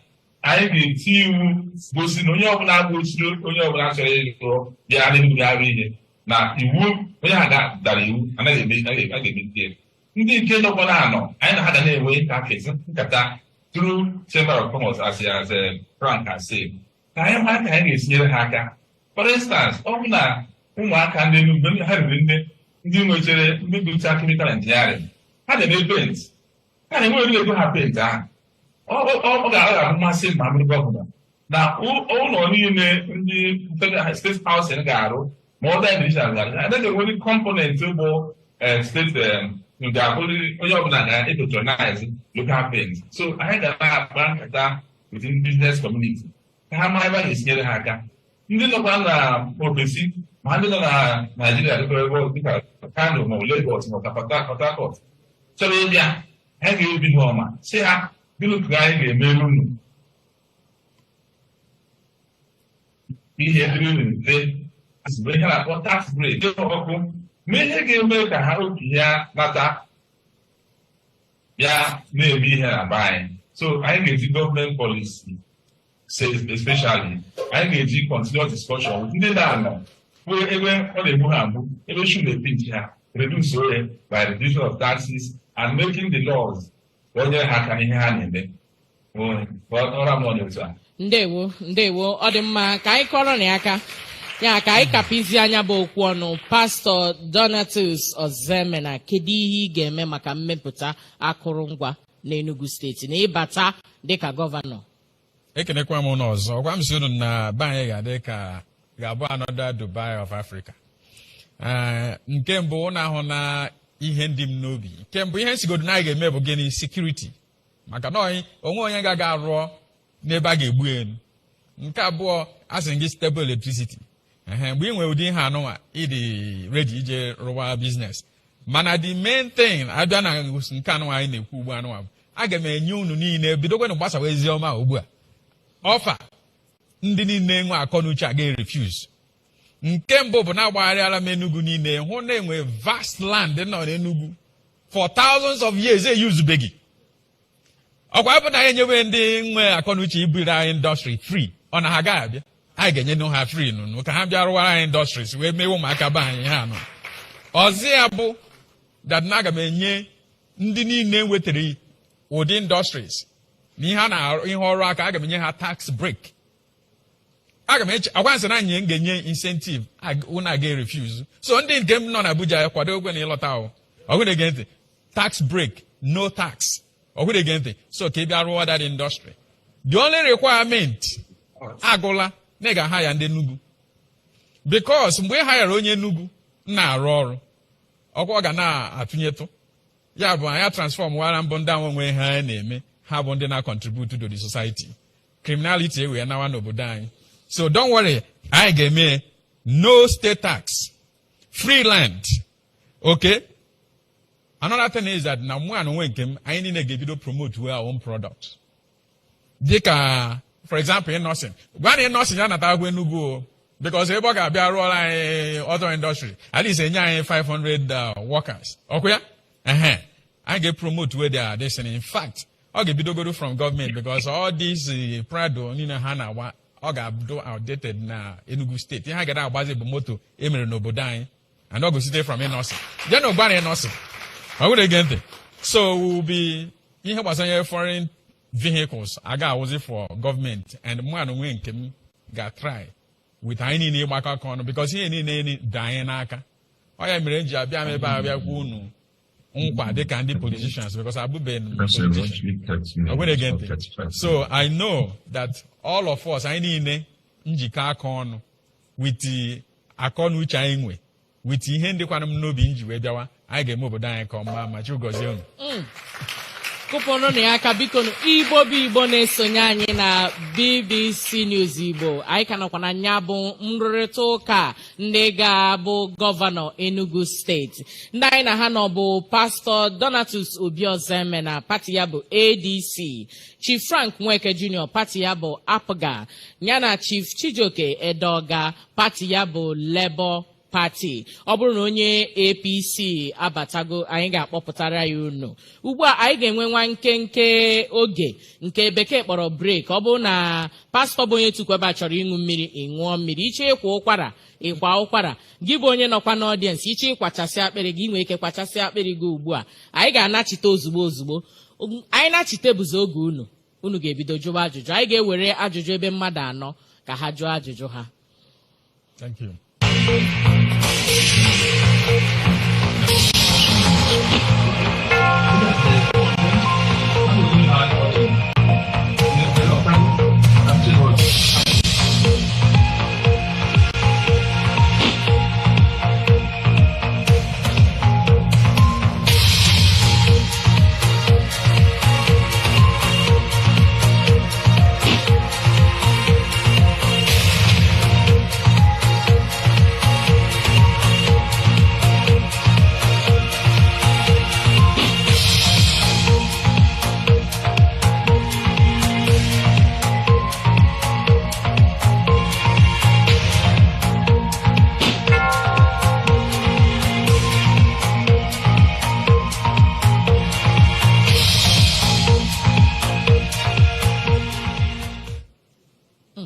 Igbo ndị nwe m na ndị nwe ndewonu anyị abatakwa ọzọ na-agba nke abụọ ya bụ nrịrịta ụka n'ụbọchị tata.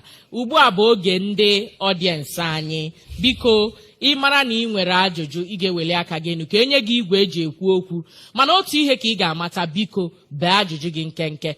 Gaa ozugbo gaa jụọ anyị ajụjụ. Ọ bụghị ị na-abịa Enugu ijewegodo Ọka. Biko ọkwụnụ ghọtara ihe m na-ekwu. Weta na igwe eji ekwu okwu ebe a ka anyị bido. Gị bụ onye nọkwanụ n'ụlọ detukwa ajụjụ nke gị, maka oge na-adịghị anya anyị ga-eje Facebook na Instagram. Puku kwuru puku ajụjụ awụbatawala ugbu a. Nya ka m na-enene ihe a. Ihe unu jụrụ karịrị akarị, maka na Reverend Ozemena, Frank Nweke Jr., Chief na Chijioke Edeoga Chief, ha ncha niile nọ ebe a ga-azanya bụ ajụjụ. Ọ dị mma nye onye nọ n'iru ka anyị bido n'iru igwe eji ekwu okwu. Ịkwụrụ ọtọ igwe anyị aha gị, gwa anyị ebe isi jụọ ajụjụ gị. Aha m bụ Ruben Obasi, abụ onye mmakọ nọ n'okpuru ọchịchị ọgwụ Enugu steeti. Ana m ajụ ndị na-atọ aka ịchụ Enugu steeti, na-asị ha, abụrụ na ọ bụrụ gọvanọ n'Enugu steeti taa, ọ gịnị ka ọ ya eme ka mmepe obodo wee dị n'obodo ndị ọzọ n'Enugu steeti? Gara chọpụtara nọọsụ Enugu taụn bụ obodo mepere emepe n'ibe Enugu. Ọda lokal gọọmenti amepere emepe, ihe ọ bụla ị chọrọ igo ego agụrụ Enugu. Ọ gịnị ka ihe eme ka obodo ndị ọzọ emepe dịka ndị nebo anyị? Ịbịa na Ekwuru Ọbịa o mepere emepe, ịbịakwa na Nnewi o mepechara emepe, mana abịaza ebe Enugu ọ bụso Enugu taụn bụ obodo mepere emepe. Ka ihe unu ga-eme ka ọ daa lokal gọọmenti nwee ike imepe emepe dịkwa ka Enugu ahụ? Ajụjụ m. Gwakwa anyị aha gị ọzọ. Ruben Obasi. Ruben onye mmakọ. Ndewo. Ọ dị mma ka anyị malite na pastọ Ozemena onye anyị na-anọ ebe a. Ọ ịnụgo n'ihe ọ jụrụ gị? Odogwu, ndewo ụzọ. God bless you.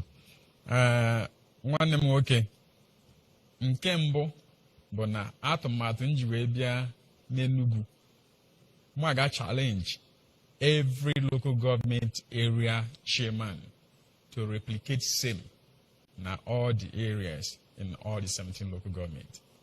Ọha na ịga ịchọma ịma ihe niile ndị m n'obi dịka m si kwuo na mbụ. Ihe ị ga-eme bụ ị ga-aga na obiozemena.com, because ihe a niile m chọburu ikwu ịmụna ahụ na etu time si wee na-aga. Mana like I said again, all local government ihe niile m mere, aga m mandate all the local government chairman, including my downtown I actually build. Ha build wekwe downtowns na their areas. Ọ dị mma, ndewo. Ka anyị gaa na nke Chief Chijioke Edeoga. Ịnụ na n'ihe Mr. Ruben onye mmakọ, Maazị Ruben onye mmakọ jụrụ. Ọ sị kedu ka a ga-esi mepee obodo ime obodo ka o mepee ka Enugu town? Ọ dị mma, azụ ga-asị gị jụọ onye bụ ajụjụ ọzọ.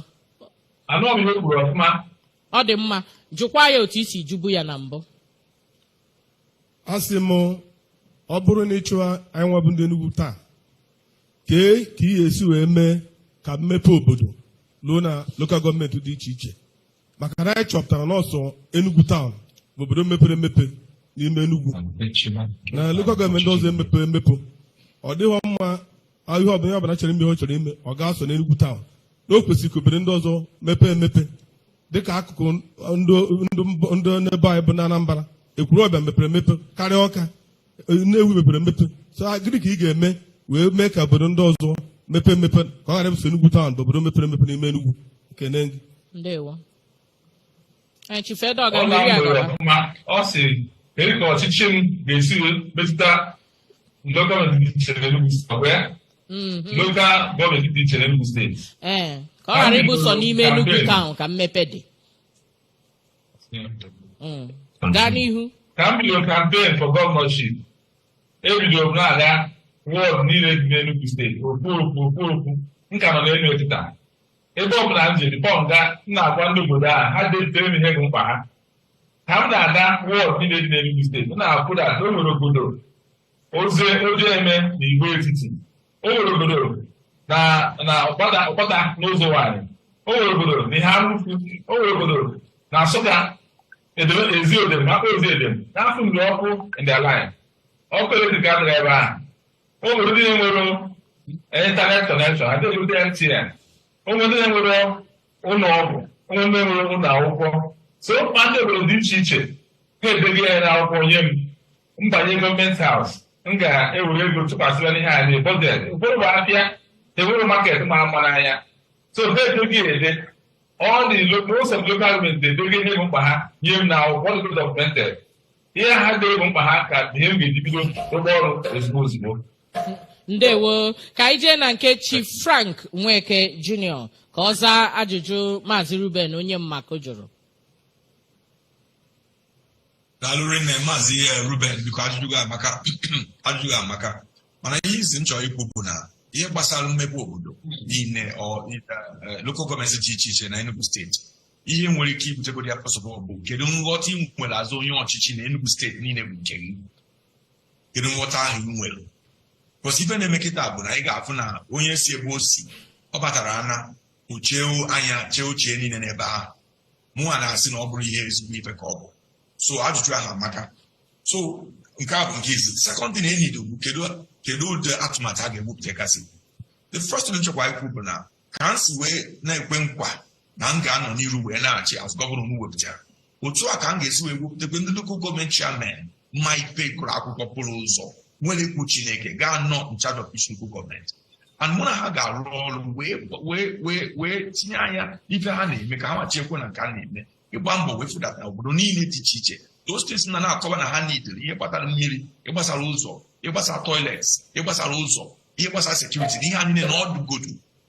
Bikos na ọ dịrị anya ndị na-achị ịkpọbata ka ha bịa weta indọstrị na mmepe afọ, ha ga-aka obi wee pụta onye ọbị ịpụta maka ebe dị ka Nsụka for instance. Since 1960 ka emeghere University Nsụka, mana ịrapụrụ anya that Nsụka town move 1,000 meters 2,000 meters ifu na ịnọ n'ime obodo dị egwu ọhịa ifere ka ọ bụ ịpụta na ọgwụ ifu na ịrapụrụ anya local government secretariat ọgwụ ọ bụrụ ihe ifere ka ọ bụ. And yet n'ime ọgwụ ahụ na-ewu nri enwe ka Chief Frank, ọ dị mma, anyị ga-akwụsịzi gị ebe ahụ ugbu a. Ifu na-ewetara mmepe n'ebe niile.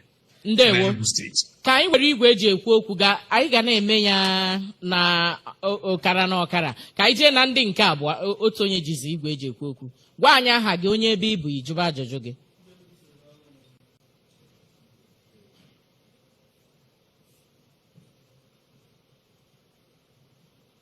Ndị Enugu steeti daalụ m.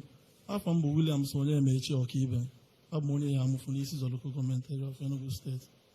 Enwe ajụjụ m nwere for the contestants.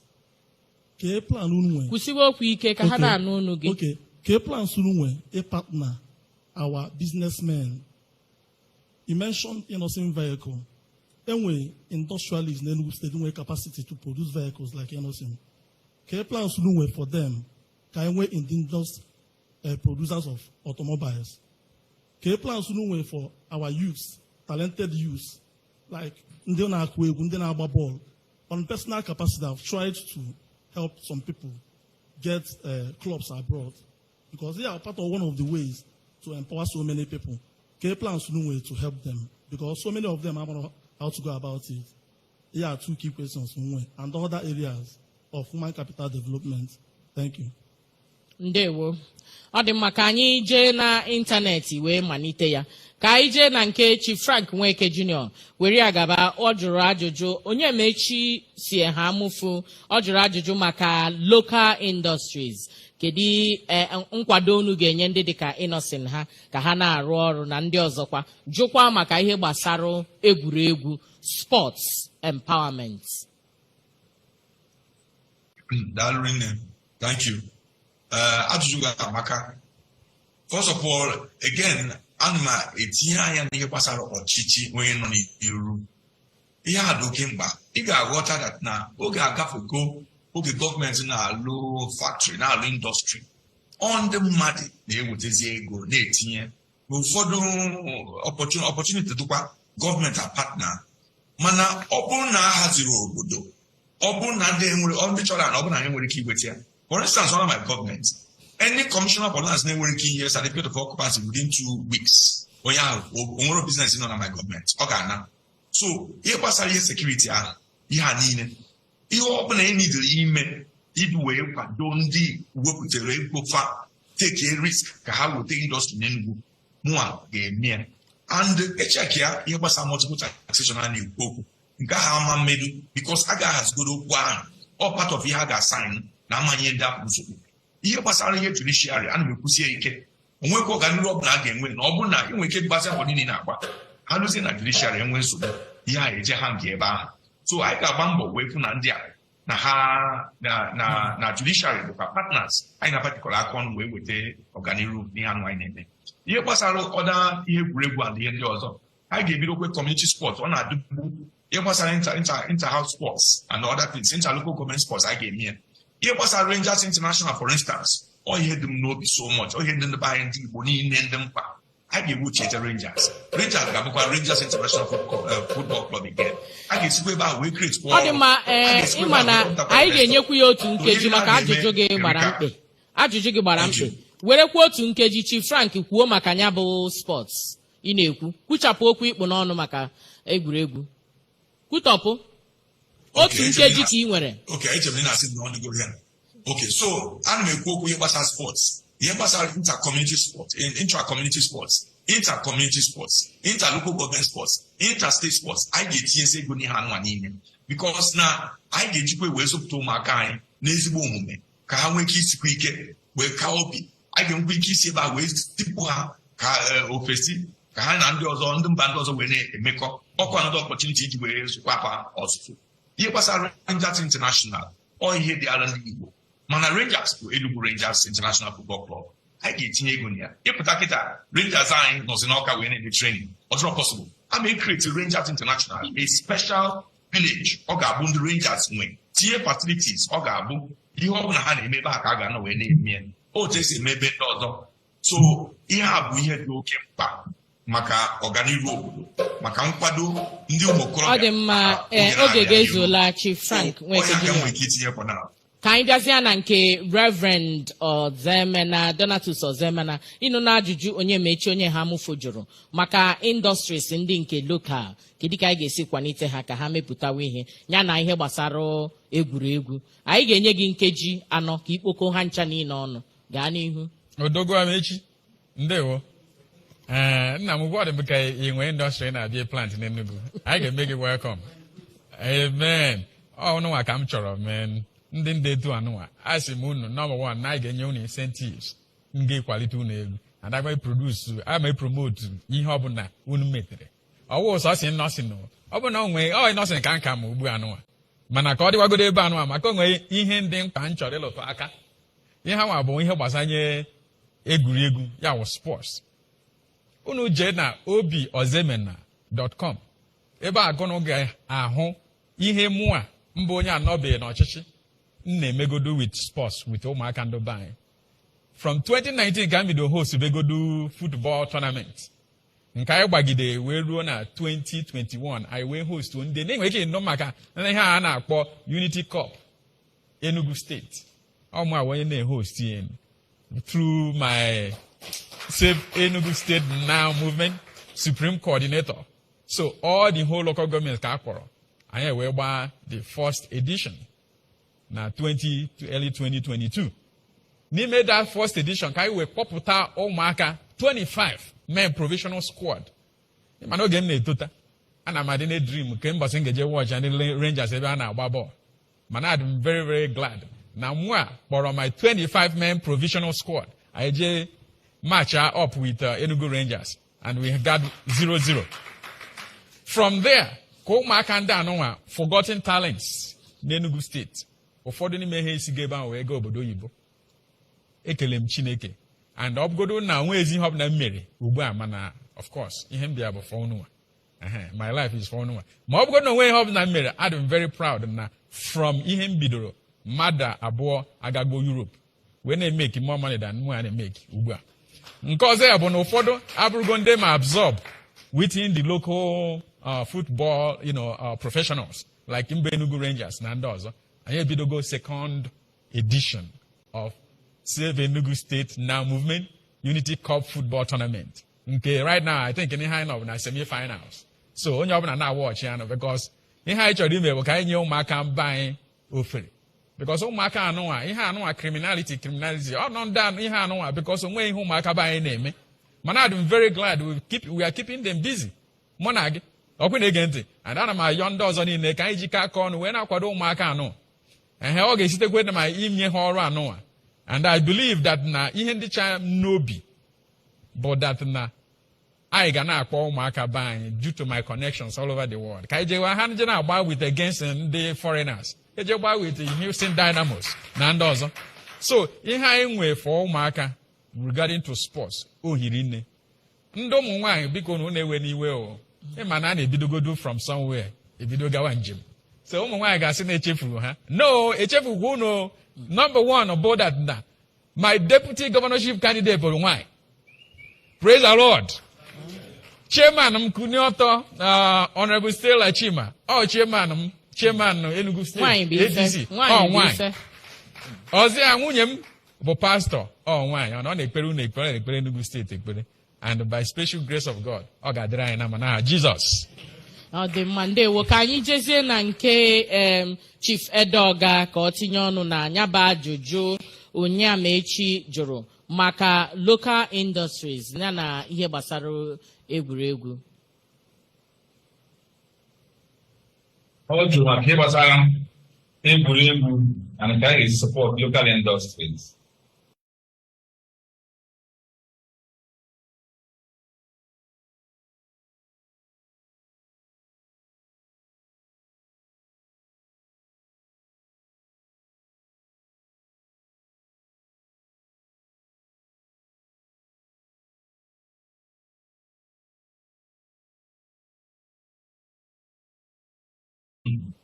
O nwere oge nọ na gọọmenti ndị nwe private secondary school bịakwutere si na tax bụ 30 njekwu gọvanọ ewee fọm kọmitii anyị reduce oye from 30 to 8 or 9 bụrụ ihe ha chọrọ.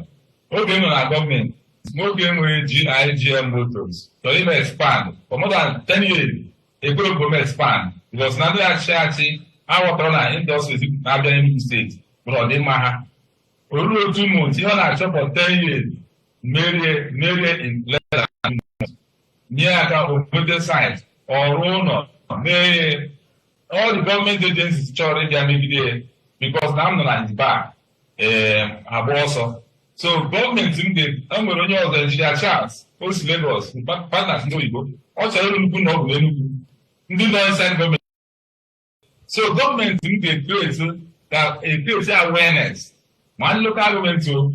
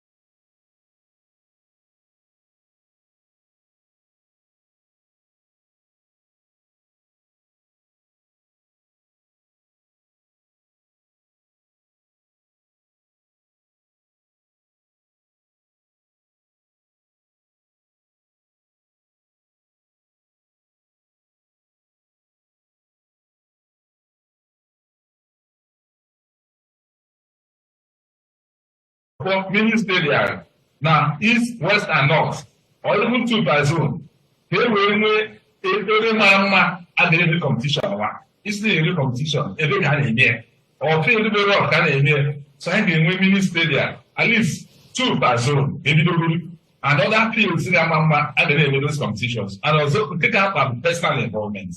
Occasionally, they know here, Thierry Bonnet, Thierry Bouchonier, ndị mere ọfụma epromote ha eme ha college ese dị ha obodo oyibo ma skuul ọzọ na Nigeria ebe talent ha ga-adị properly harnessed.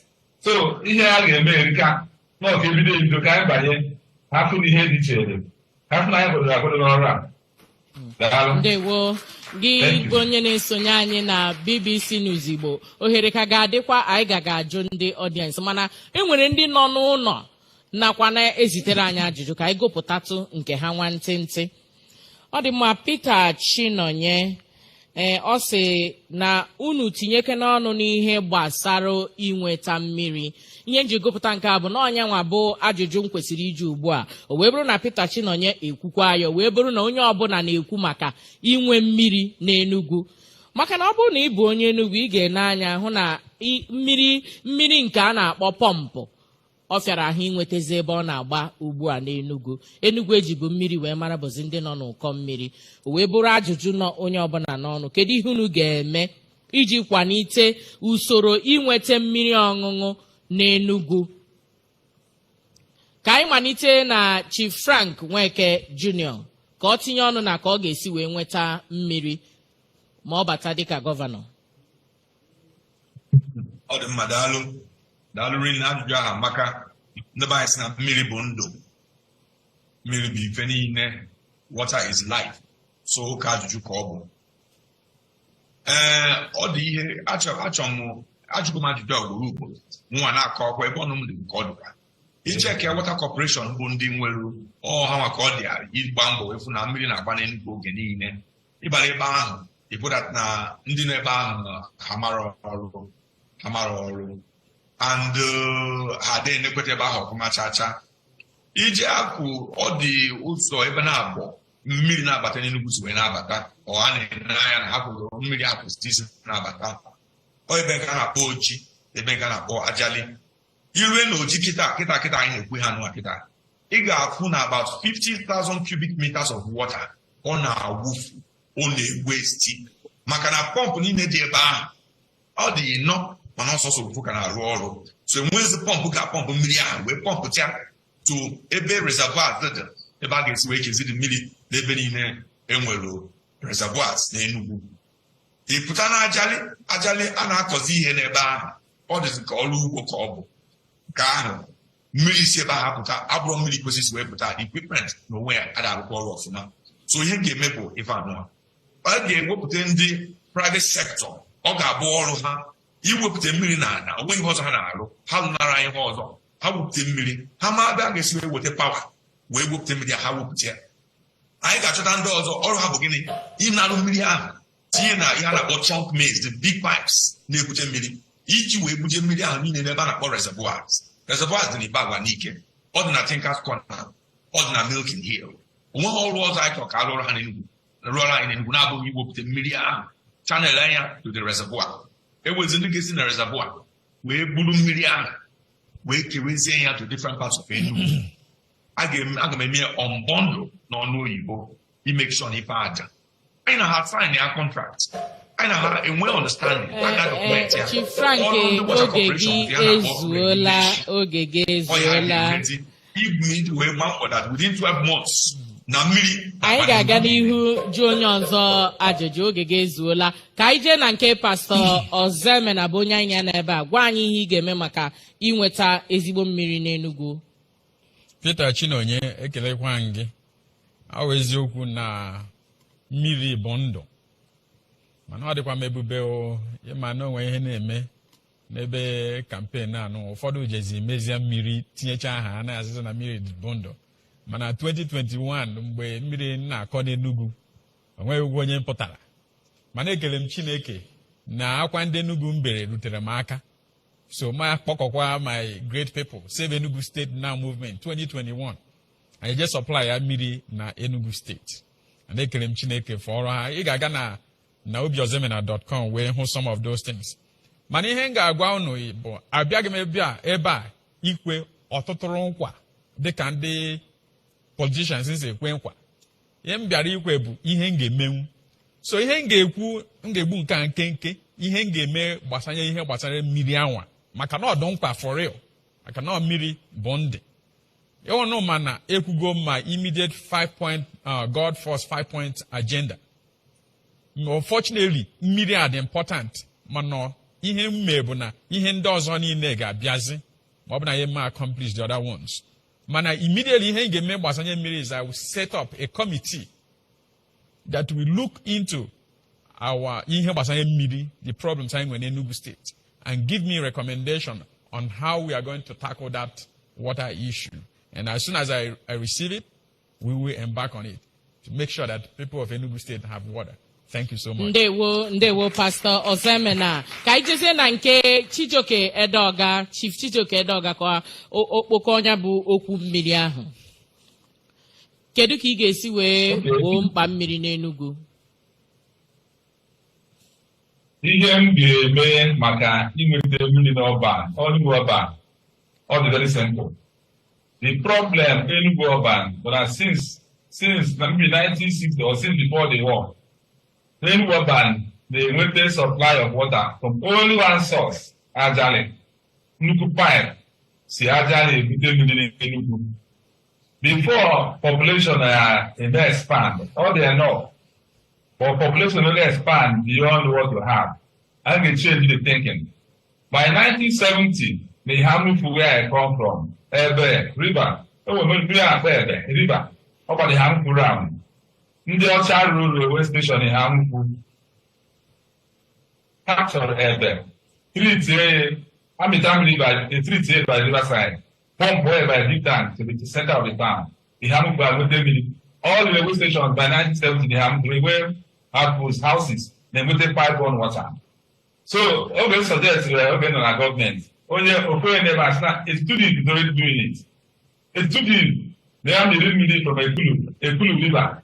Have 3 so it's too deep, as connected to Enugu main line. It's too deep is taking water by itself and treating and supplying the entire it's too deep. So really get the organ made differently. The organ is centralized in source of water supply. So that a Kulu river will serve as a Kulu and nearby community. Obiagule, Enikele will serve a Enikele area. Every name will river within Enugu Oban. And they treat that water there. Treat it, harvest there, multiply it to the communities as much as is possible. Leading to that place. So I got the centralized water supply. I think we have local capture. Rivers, even in case they're underground, they're accessible. I got harvest here. On our supply and needing so. That's what they're going to do. All before the war, by 1970, how come we really now I'm going to be in the Hamu.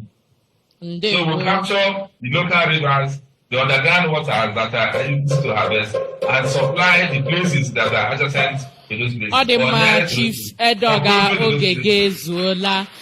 Ọdịmma na mkpokọrọ ndị niile nọ n'ịntanetị ụfọdụ ajụjụ ha jụrụ bụ ndị unu zachagoro ka anyị nele Okeke Chukwudi Chinelo isi kedukwanụ Peter Mba nyaba ajụjụ bụ ndị PDP ga-aza nyaba ajụjụ. Ịma na ịnọ ebe a ruo mee nrụrịta ụka bụ egwu onye ọkara obi. Ọ dị mma. Ka anyị na-anya na ajụjụ Ejiofọ Nwachukwu Agada. Ọ sịrị o nwere ajụjụ ọ sị ka m jụọ Chijoke Edoga mana ọ zaala anya bụ ajụjụ ugbu a. Dịka o nwere onye tinyere ọnụ gbasara ihe ndị agboro na-anagasị ndị mmadụ onwe na mgbe anyị zara nya bụ ajụjụ. Mana nke Kali Popsi jụrụ gbasara mmetọ a na-emetọ gburugburu wee dute anyị na ihe gbasara Onyeama n'Enugu.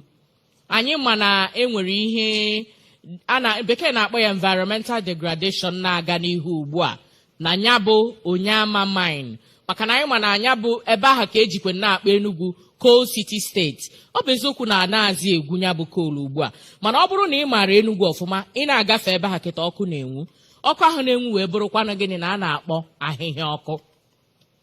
Dịka unu bụ ndị na-abata ịbụ gọvanọ Enugu nya bụ ihe ọ dị unu mma n'anya o nwere ihe ọzọ a ga-eme o nwere ka a ga-esi mee nya bụ ahịhịa wee mee ya n'ụdị ka mma karịa ka esi eme ya ugbu a. Ọ bụrụ na ị chọrọ ịmalite, Reverend Ozemena, malitegodu n'ihe gbasara ya bụ environmental issue na-aga n'Enugu. Kale Popsi, God bless you. Mbi ha no ihe ndị njọ etu Enugu si wee dị ịga Enugu ugbu a no everywhere na-eshi and even enwecha ma health issue. Ọnụ nwetakwa obere ajụ m ga-ajụ nna anyị ukwu ọkwa ya bụ environmental commission ọkwa ya ka ezi ka o si wee nọrọ ebe a ihe ndị etu a na-eme n'Enugu. Mana ịgawa n'ihu ama agwa gị dat na ịsolve problem anyị nọ n'Enugu na ọ dịkwa mfe, ọ bụghị etu esi wee chee ihe etu problem anyị si wee dị. Ọ nwere gị ntị because n'obodo ebe anyị nọ ihe niile bụ opportunity for us. O nweghị any problem ga nọ n'Enugu anyị ga-atọ n'ụtọ opportunity for Enugu State. Ịma na adị na recycle ụmụ ihe ndị a niile. Ọ nwere gị ntị ọ bụrụ na ịsụ ahịa enwe igwe eji asụ ahịhịa ọ gwọta and ibute ofu from obodo oyibo ndị ba ga-replicate arụkwa ya immediately eji wee na-asụ n'ahịhịa ọ bụ nke okporo ụzọ because be anyị dị mma ka na-emeti ọfụma.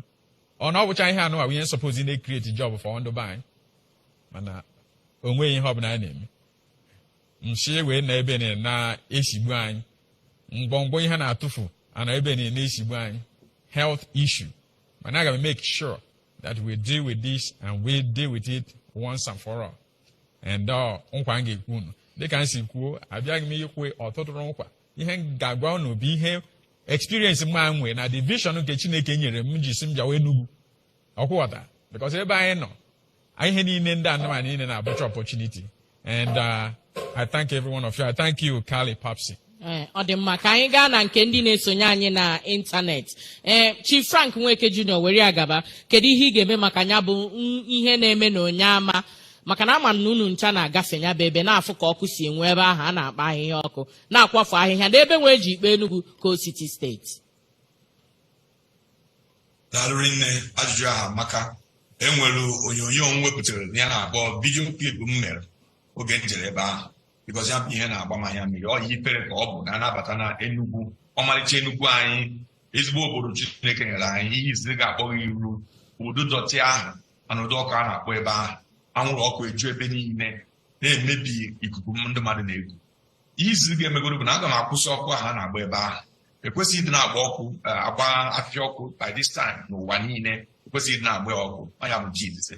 Nke ịbụọ bụ na a ga-ewepụta ebe ọzọ a ga-akwado ọfụma maka ụdị mkpofu afịfịa afọ.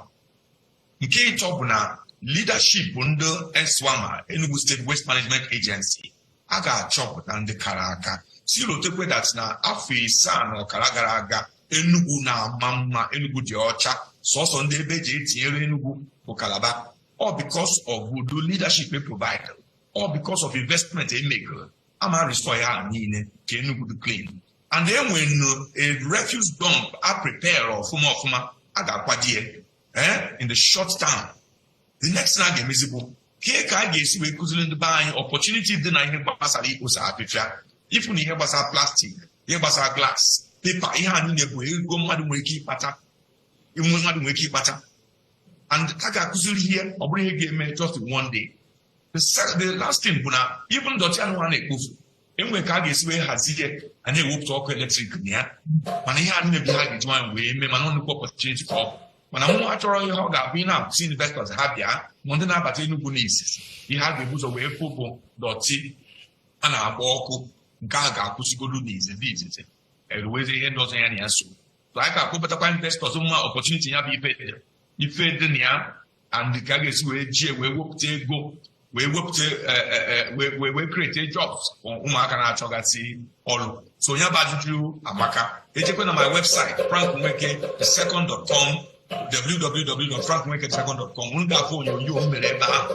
Ndewo, ị ka ga-enwe ohere ikwu ihe a niile. Ị ga-enwe ohere ikpokọ ihe niile i kwuru ebe a tata. Ị nwere ike inye ihe na adreesị ọbụla ị chọrọ inye. Ọ dị mma ka anyị jee na nke Chief Edoga ka okpokọ ọnya bụ okwu gbasalụ imebi environment n'ebe Onyeama. Kedu ihe ị nwere ikwu maka nya bụ ọkụ na-enwe ebe a na ahịhịa na-ekpofu ebe ahụ?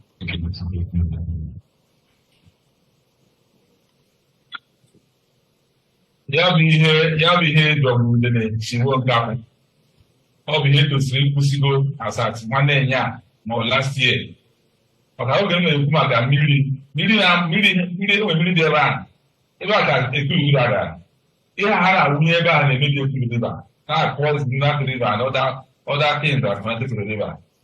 So ọdọrọ mma a ga-akwụsị enwe ụdị ọzọ ekwu na abụrụ a ga-akwụsị ya na ọdọrọ mma anyị gụrụ akwụkwọ gbasara environment ma ihe dị mma ọkụ ọ na-agba all the hostile to the environment for the climate change ọ bụghị ha kwesịrị ime na this time of the time igba ọkụ igbu ihe ọkụ ịgbadeti ọkụ ọ dị against the law etosiri ime ya atọ so anyị ga-akwụsị ya anyị ga-ewere ya na-akpọ the best methods concern environmental refuge management because ọ ihe ngụ ọ doro anya ọ bụrụ na itinye mmadụ n'isi na onye na-achị achị ga-ama na onye amametụ ihe ọbụla ibute ihe ọbụla dịrọ na tebụl gị adịrọ mma inye mmadụ hapụrụ ya ka ọrụ ya ọfụma ee hapụrụ ndị esi ọmụrụ ha ga-arụ nwunye kama ihe ọbụla niile a na-emere Enugu steeti na-etebe okwu onye adịghị ama ihe dọchiri Enugu azụ onye nke chiri mgbe oge mbụ asụbachime onye ọbụla mana o delegated but we don't applicate ya bụ hapụrụ ndị mmadụ ọrụ chọọ ndị mmadụ arụ ọrụ hapụ nye ha direction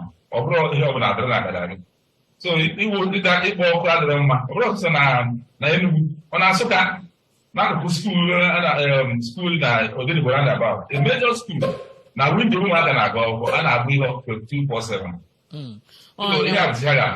ọ dị mma unu niile bụ ndị na-azọ ya bụ ọkwa atinyego ọnụ olileanya anyị bụ na unu gbagote dịka gọvanọ na unu ga-emezucha ihe niile unu kwuru ebe a. Kali Popsi inugo ka esi wee zaa maka ya bụ nsogbu na-adịgasị na gburugburu mmadụ. Justice Nnamdi Timan Achaba Baba Nwachinemere 1 Ani David Tony Okechukwu unu karịrị akarị Ejiofọ Nwachukwu Agada Okekechukwu dị Chinelo ndị niile zitere anyị ozi na Facebook ajụjụ unu niile amaka nke ụfọdụ n'ime ha azachabuola ya. O nwere otu ajụjụ m ga-eji wee pịachie ajụjụ m tata. Anya bụ ajụjụ gbadoro okwu n'ihe gbasara nchekwa security maka ọ bụ na anyị ekwuchi okwu anyị ekwughị na enwere obodo a na-akpọ Mgbuji na Ehamufu. Echere m na ị kara ịjụ ya bụ ajụjụ onye amaechi onye Ehamufu maka na obodo Mgbuji na Ehamufu ihe anyị na-anụ ugbu a bụ na ndị amaghị ndị ha bụ ụfọdụ si nọ ndị na-achụ ehi ụfọdụ si na amaghị nọ ndị na-achụ ehi achụpụ obodo. Ije na Nimbo Abe otu akụkọ ahụ ka a na-akọ na Nimbo ijekwa na Adani otu akụkọ ahụ ebe dị iche iche n'Enugu ihe ị ga na-anụ bụ na ndị na-achụ ehi na ndị obodo na-anụ ọgụ ndị nka na ndị nka na-eme ihe a na-agwa gị ka na-emekwa ugbu a na Mgbuji Ehamufu dịka mụ na gị na ebe a na-akpa nkata anụnwa. Kedu ihe unu ga-eme maka ihe gbasara intercommunal clashes ọgụ ndị achụ ehi na ndị na-akọ ugbo na ihe ndị ọzọ na-emegasị nke eji Mgbuji wee na-ama atụ were ya chịkọọ okwu gị ugbu a. Ekene m unu tupu m aga n'ihu aga m asị unu biko tinyere unu ADC African Democratic Congress ebe a na-ekwe n'aka ihe ominu bụ ihe nwere bụ biko eweliwe ihe nwere bụ nkeji na-abụ naanị nkeji abụọ maka oge adịghịzi. Biko eweliwe ị ga-ebidokwa n'isi. Ihe m chọrọ igwu unu bụ na onye ji ọkwa PDP wee na-azọ ọchịchị bụ Maazị Peter Mba sịrị na ya agaghị abịa nwee ya bụ nrịrịta ụka ọ bụ ya mere na ọ nọghị ebe a tata ya bụ ndị Enugu ka ọ dịzi arụ ka anyị gakwanụ n'ihu. Gaa n'ihu. Dịka nsi kwuo pati m bụ African Democratic Congress ebe a na-ekwe n'aka ọ bụ ebe anyị na-ekwe unu nkwa which we call gentleman's agreement. Odogwu from Ehamufu biko na m achọrọ m ịgwa unu na on December 17th ka m suppose inwe rally na Ehamufu in fact ọ flag off mana Chineke mee akagbu onye on the 18th ka anyị na-anụ akụkọ na-achụrụ na ndị Ehamufu na-agba ọsọ na Befa. On the 24th ya bụ on Saturday nke gara aga ka anyị mechara wee mee mmemme anwa oge anyị na-agba Ehamufu moto anyị mebiri ọtụtụ too many times n'ebe anwa ụnụ maka anyị mechara ihe anyị na-eme hapụ Ehamufu anyị na-anụ na ebe anwa anyị nọ naanị ya wee ebe a ka nọ kidnap 6 people. Kedu ihe ị ga-eme ka ikwu onye bụ onye ukwu wara? Ihe m ga-eme bụ ihe anụnwa m kwuru ihe gbasanye security mmadụ niile nọ n'obodo ma n'ime village ga-abụzi CCTV kamera bụrụ ndị na-eledo obodo because ihe mere ana ihe a ga-eme bụ adial 042, which now will give my control center the ability to dispatch the right security apparatus to reach them. And guess can they ga bomb the security team on the mobile now. So before the police and I be about the mobile they look about I need a roko or aka when they make sure na obodo be safe. Or say about that na aga menyen the law enforcement ikikere, which means equip them. Ka ha nwee ike na patrol ụzọ niile na-make sure that na ọ bụ na onwe ebe a na-eme ihe ọjọọ they will run into it. Ọwụ da na target na ha na ebe anụnwa. So ndị oshi na ndụ na-arụ mpụ anọ n'etiti ha na-eme. Adịm sure na ọ bụ na ihe ndị ọzọ niile dịka nsi kwuo unu chọọ ịmata ihe my security plan. Unu ga-agakwa n'obiozemena.com. Ndewo ka ndị ọzọ tinyekwa ọnụ na nkeji na-abọ maka oge na-asị anyị kwapụ o doo anya na onwe ndị nta akụkọ nọ ebe a chọrọ ịjụ ajụjụ ka anyị gaa na Chief Frank Nweke Junior. Kedu ihe ị ga-eme maka ihe a na-eme na mgbuji ha amụfu na ebe ndị ọzọ asị na ndị mmadụ amaghị ndị ha bụ chụpụrụ obodo ka ihe ị ga-eme maka ya na ịbata nkeji abụọ? So ajụjụ amaka. First of all, ọ bụ sọsọ na mgbuji na Igbo Eze North nsogbu na ebe ahụ, and Kano East nsogbu na ebe ahụ, ọgwụ nsogbu na ebe ahụ, enweghị ebe ọbụla ha hapụ n'Enugu steeti. Mana ihe nchọrọ ikwu na mgbede a bụ na ihe ọbụla gbasara sekuriti ndị Enugu steeti ebe ọbụla ha nọ na mmadụ eji na-ewe Musa egwu ihe ọbụla need ime as Governor of Enugu steeti bọọlụ ewepụtara m aga m eme ya iji sure that na nchekwata ndị be anyị. Akọwara m that na ndị local governments have to be up and doing. Na ndị igwe ga-adị up and doing. The town union got up and doing. I'm a partner very, very strongly with the UOG, the police, the DSS. Also with the forest guard. I'm a partner. Muna haga ichika on way chekwa obudai. Here we have need room wall, here was our motor, here was our communication, here was our technology, drones and other things. Here was our cameras in strategic areas. I'm in tinye go near as government. Government of an emerald chekwa obuda. Government any business. Government. So when you go happen, rural area, urban area, but here I be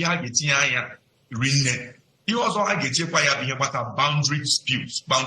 Again, when a standing committee on boundary disputes, Kebido when it's on before and I look in Waka, Nahana is so good, Nahana no. Oh, God, we have garden back. The other thing, finally, go here, battle a peace initiative, a bamboo that's now a bob not the car. And then when what I feel before have here up wall, we also I got bamboo with I gonna quality.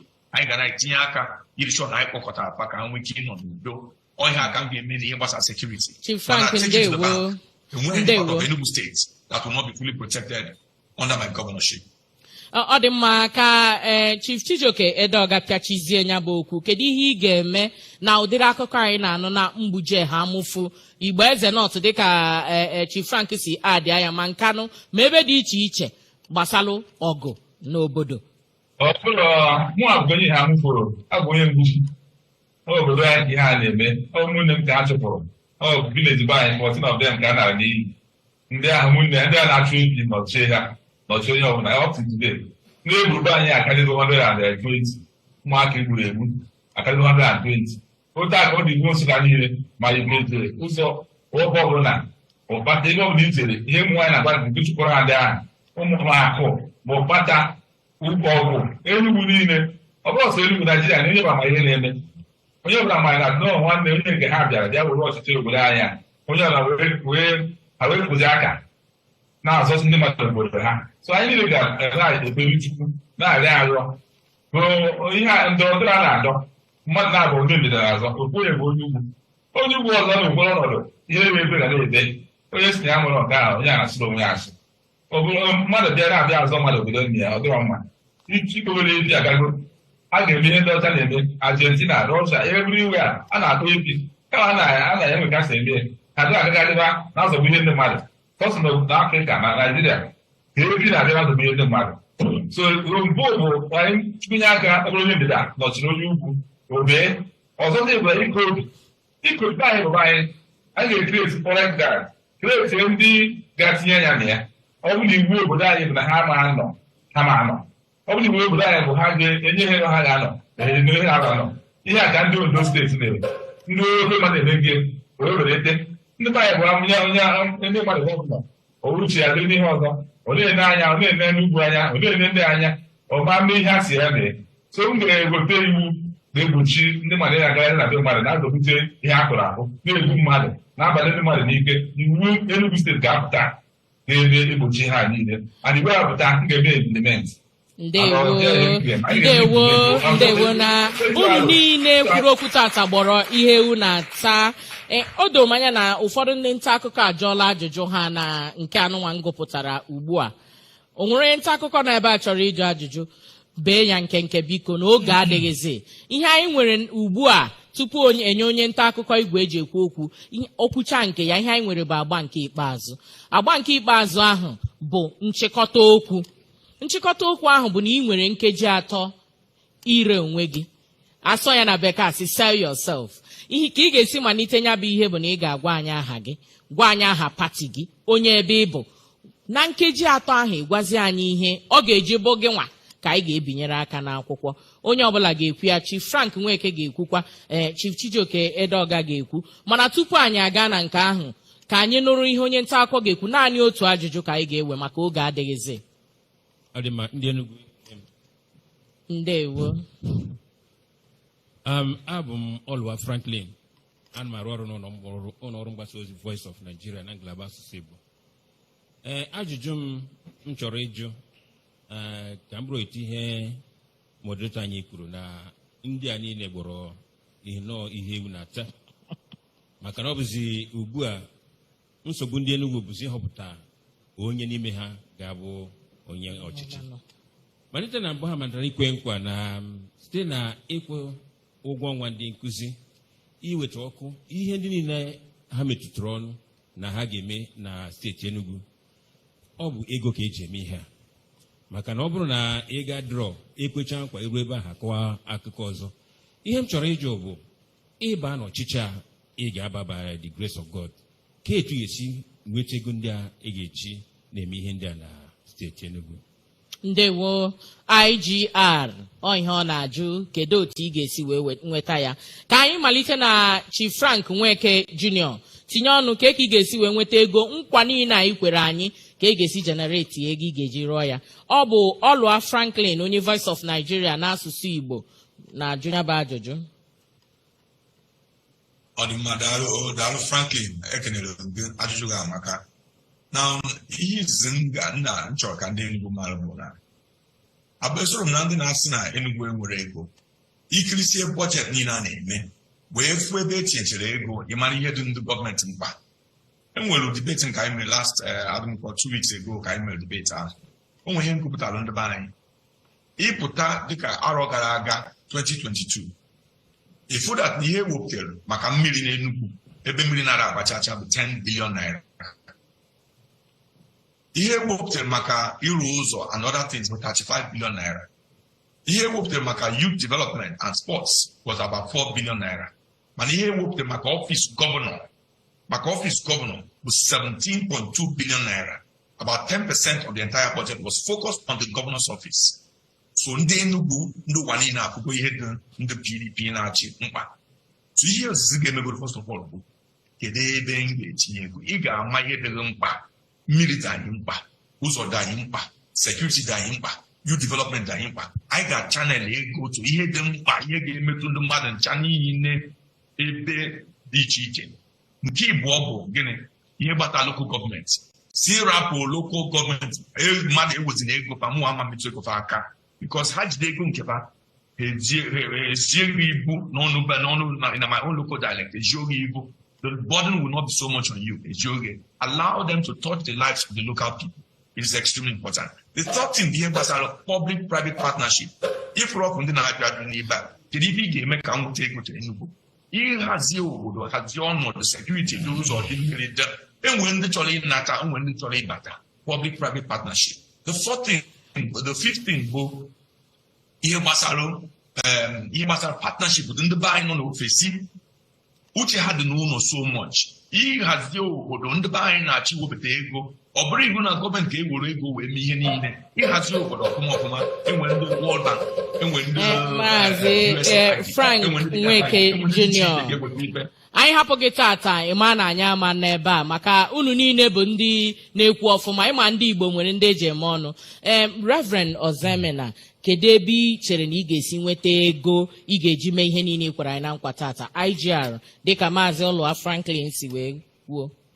Ekene gị odogwu Franklin, ọ na-amara na ọwụ ihe nzuzo anọbeghị m na gọọmenti na mbụ, mana gị lee anya ihe anyị na-emego wit ndụ m na ha na-arụkọ ịhụ na anyị na-emeta ọfụma.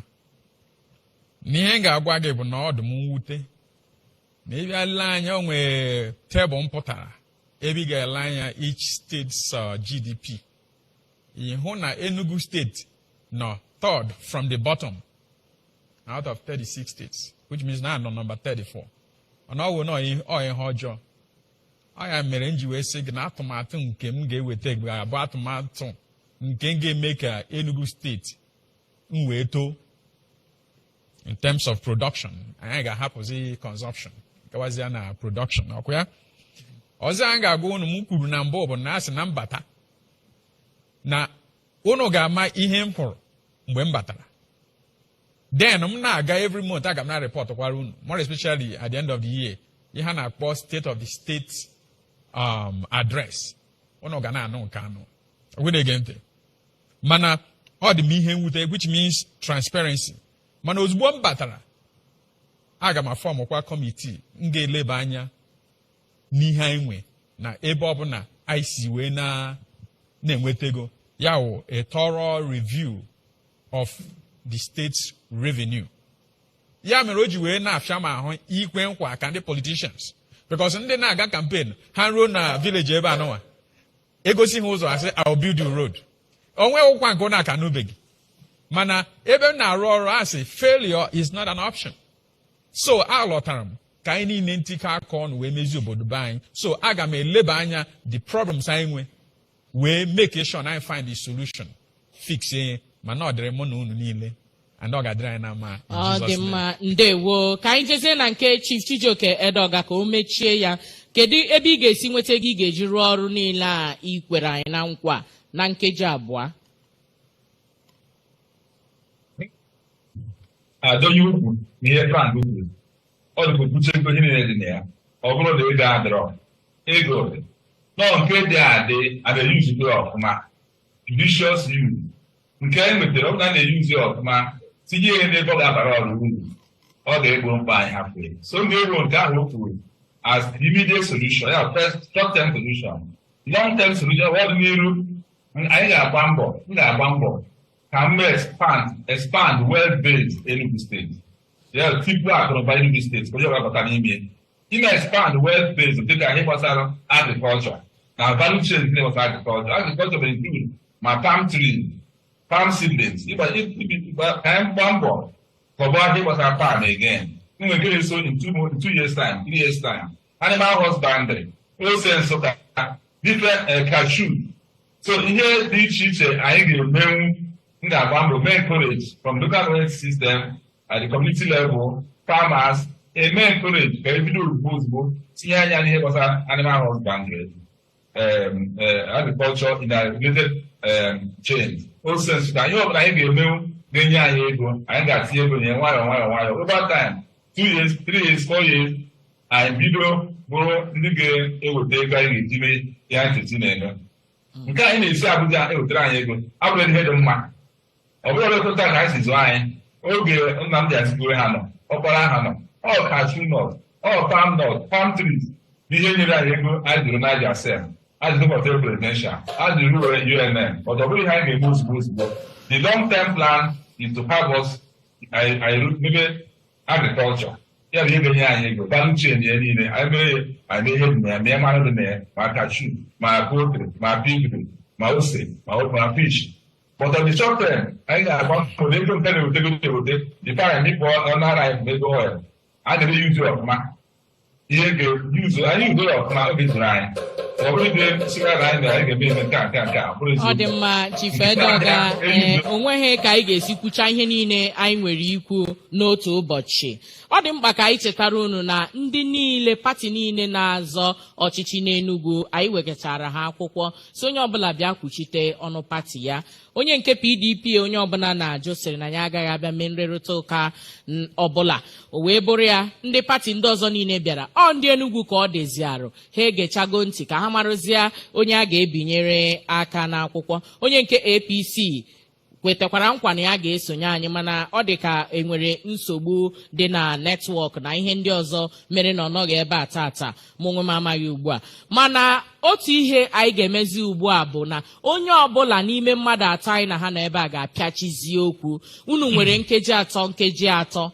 Ọ ga-adị mma na ikpokọrọ ihe niile ị nwere, ihe ọ ga-ejebo gị ka a ga-atinyere akwụkwọ. Ịmara otuto niile ị ga-eto onwe gị, ugbu a bụ oge gị. Ka anyị malite na Chief Frank Nweke Junior. Gwa anyị aha gị, onye ebe ị bụ na pati gị, gwazie anyị ihe ọ ga-ejebo gị ka anyị ga-atinyere akwụkwọ na nkeji atọ. Daalụ biko. Afa m bụ Frank Nweke Junior. Abụ m onye isi ọzara na Nkanu West Local Government Area of Enugu State.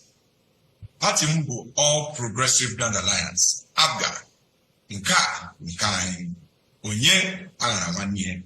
Ife eji wee mara party m bụ ebe esere ọkụkọ Igbo. So mpụ ana m asị ebe ka a ga-ebinye aka ebe esere ọkụkọ Igbo. Papa m ga-ebinye aka ebe esere ọkụkọ Igbo. Ụmụaka m ga-ebinye aka ebe esere ọkụkọ Igbo. Ụmụnna m ga-ebinye aka ebe esere ọkụkọ Igbo. Ndị ya adị anyị ga-ebinye aka ebe esere ọkụkọ Igbo. Onwe ihe dịka experience. Echeki ya akwụkwọ ejetu m ejezu. Echeki ya ihe gbasara experience. Ebido m n'obere wee ruo na mgbago.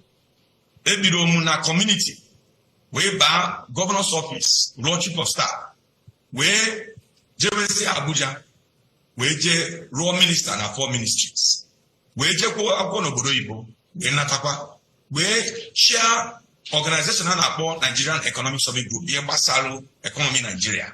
Uncheck ya oge anyị na ya 2008 or 2009 to 2014, unu maka ihe mara ka ọ dị tata, unu afọ ihe dị iche.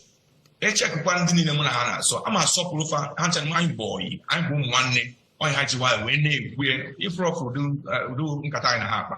Onye kwụsị onye ibi ekwuo, nwa bilibu na icheke ka anyị chọọ iru ha, cheke onye ka wee dị nkwadobe, cheke ya onye pụrụ ụzọ, na afụdat na ọmụwa ka o tosiri.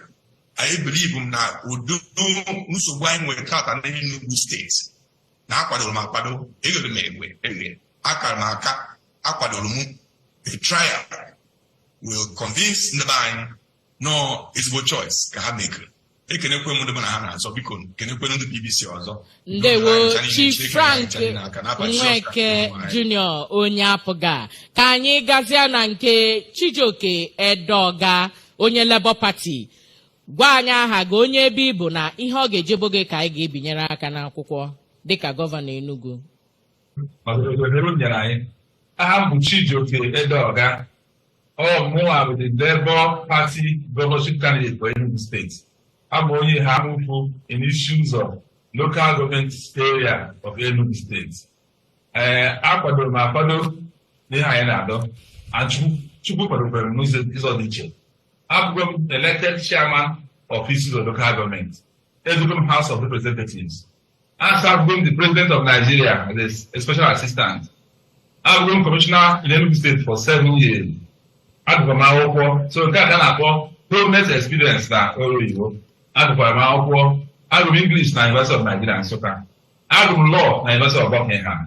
Agụrụ m law masters na public international law na University of London. MSc in public administration from ESU Business School.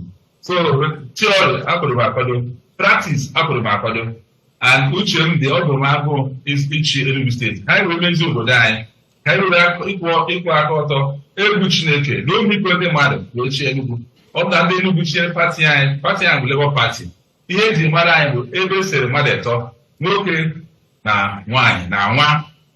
Ebe esere mmadụ atọ, ebe ka anyị ga-ebinye aka ebe esere mmadụ.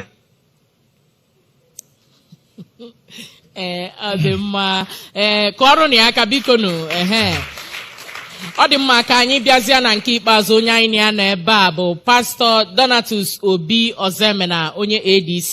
Pastọ, gwa anyị aha gị, aha obodo gị na ihe ọ ga-eji bụ gị ka anyị ga-atinyere akwụkwọ.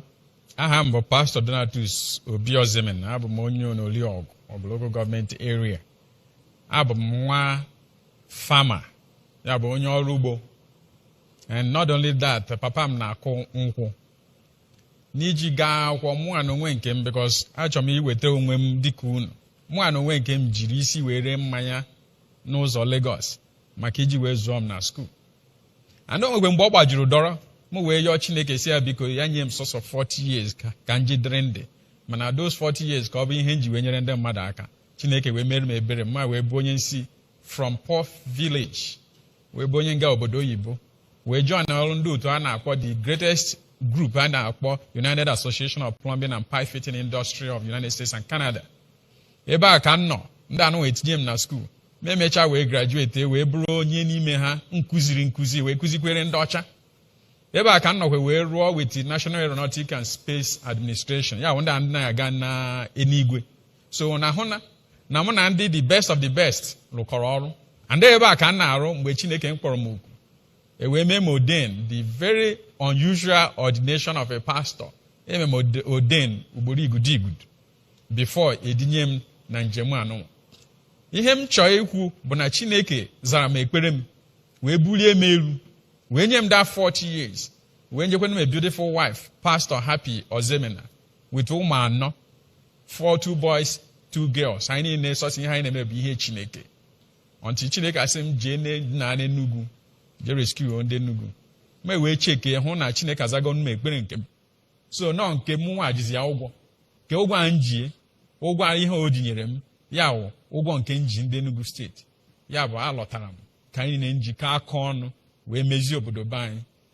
Ịma na onwe ndị nọ na-abịa ewere ego na-enye ha ji na-azụ vootu ha.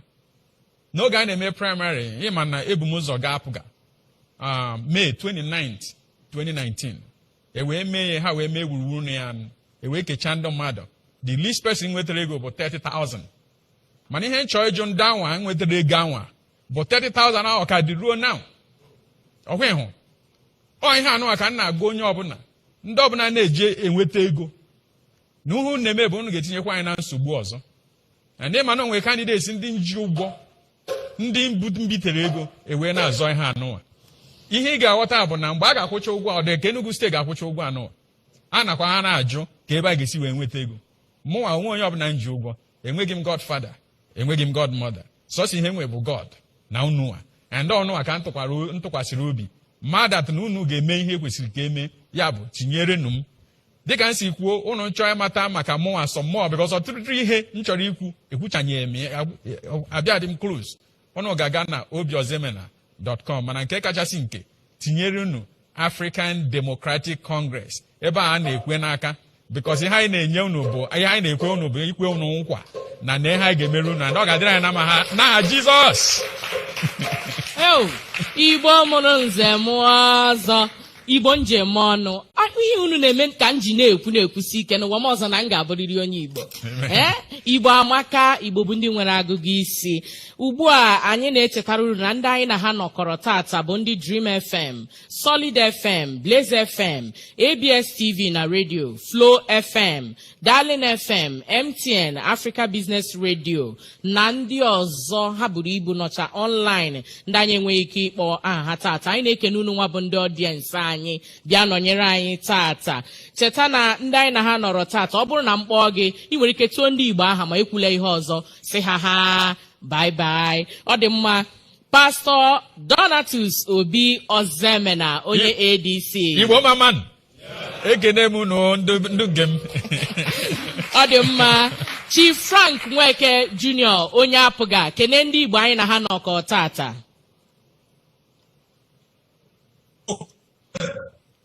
Igbo kwekwen, Igbo kwezono, ekelekwe m no.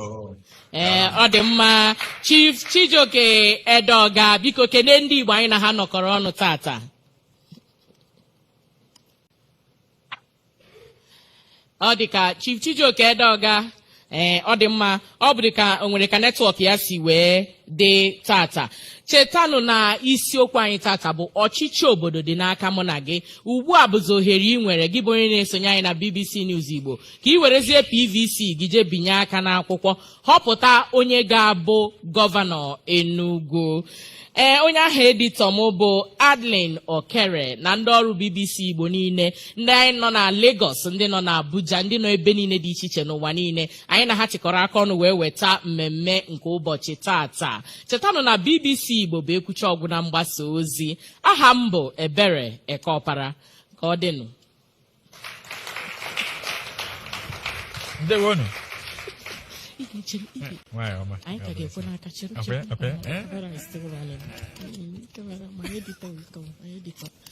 All right.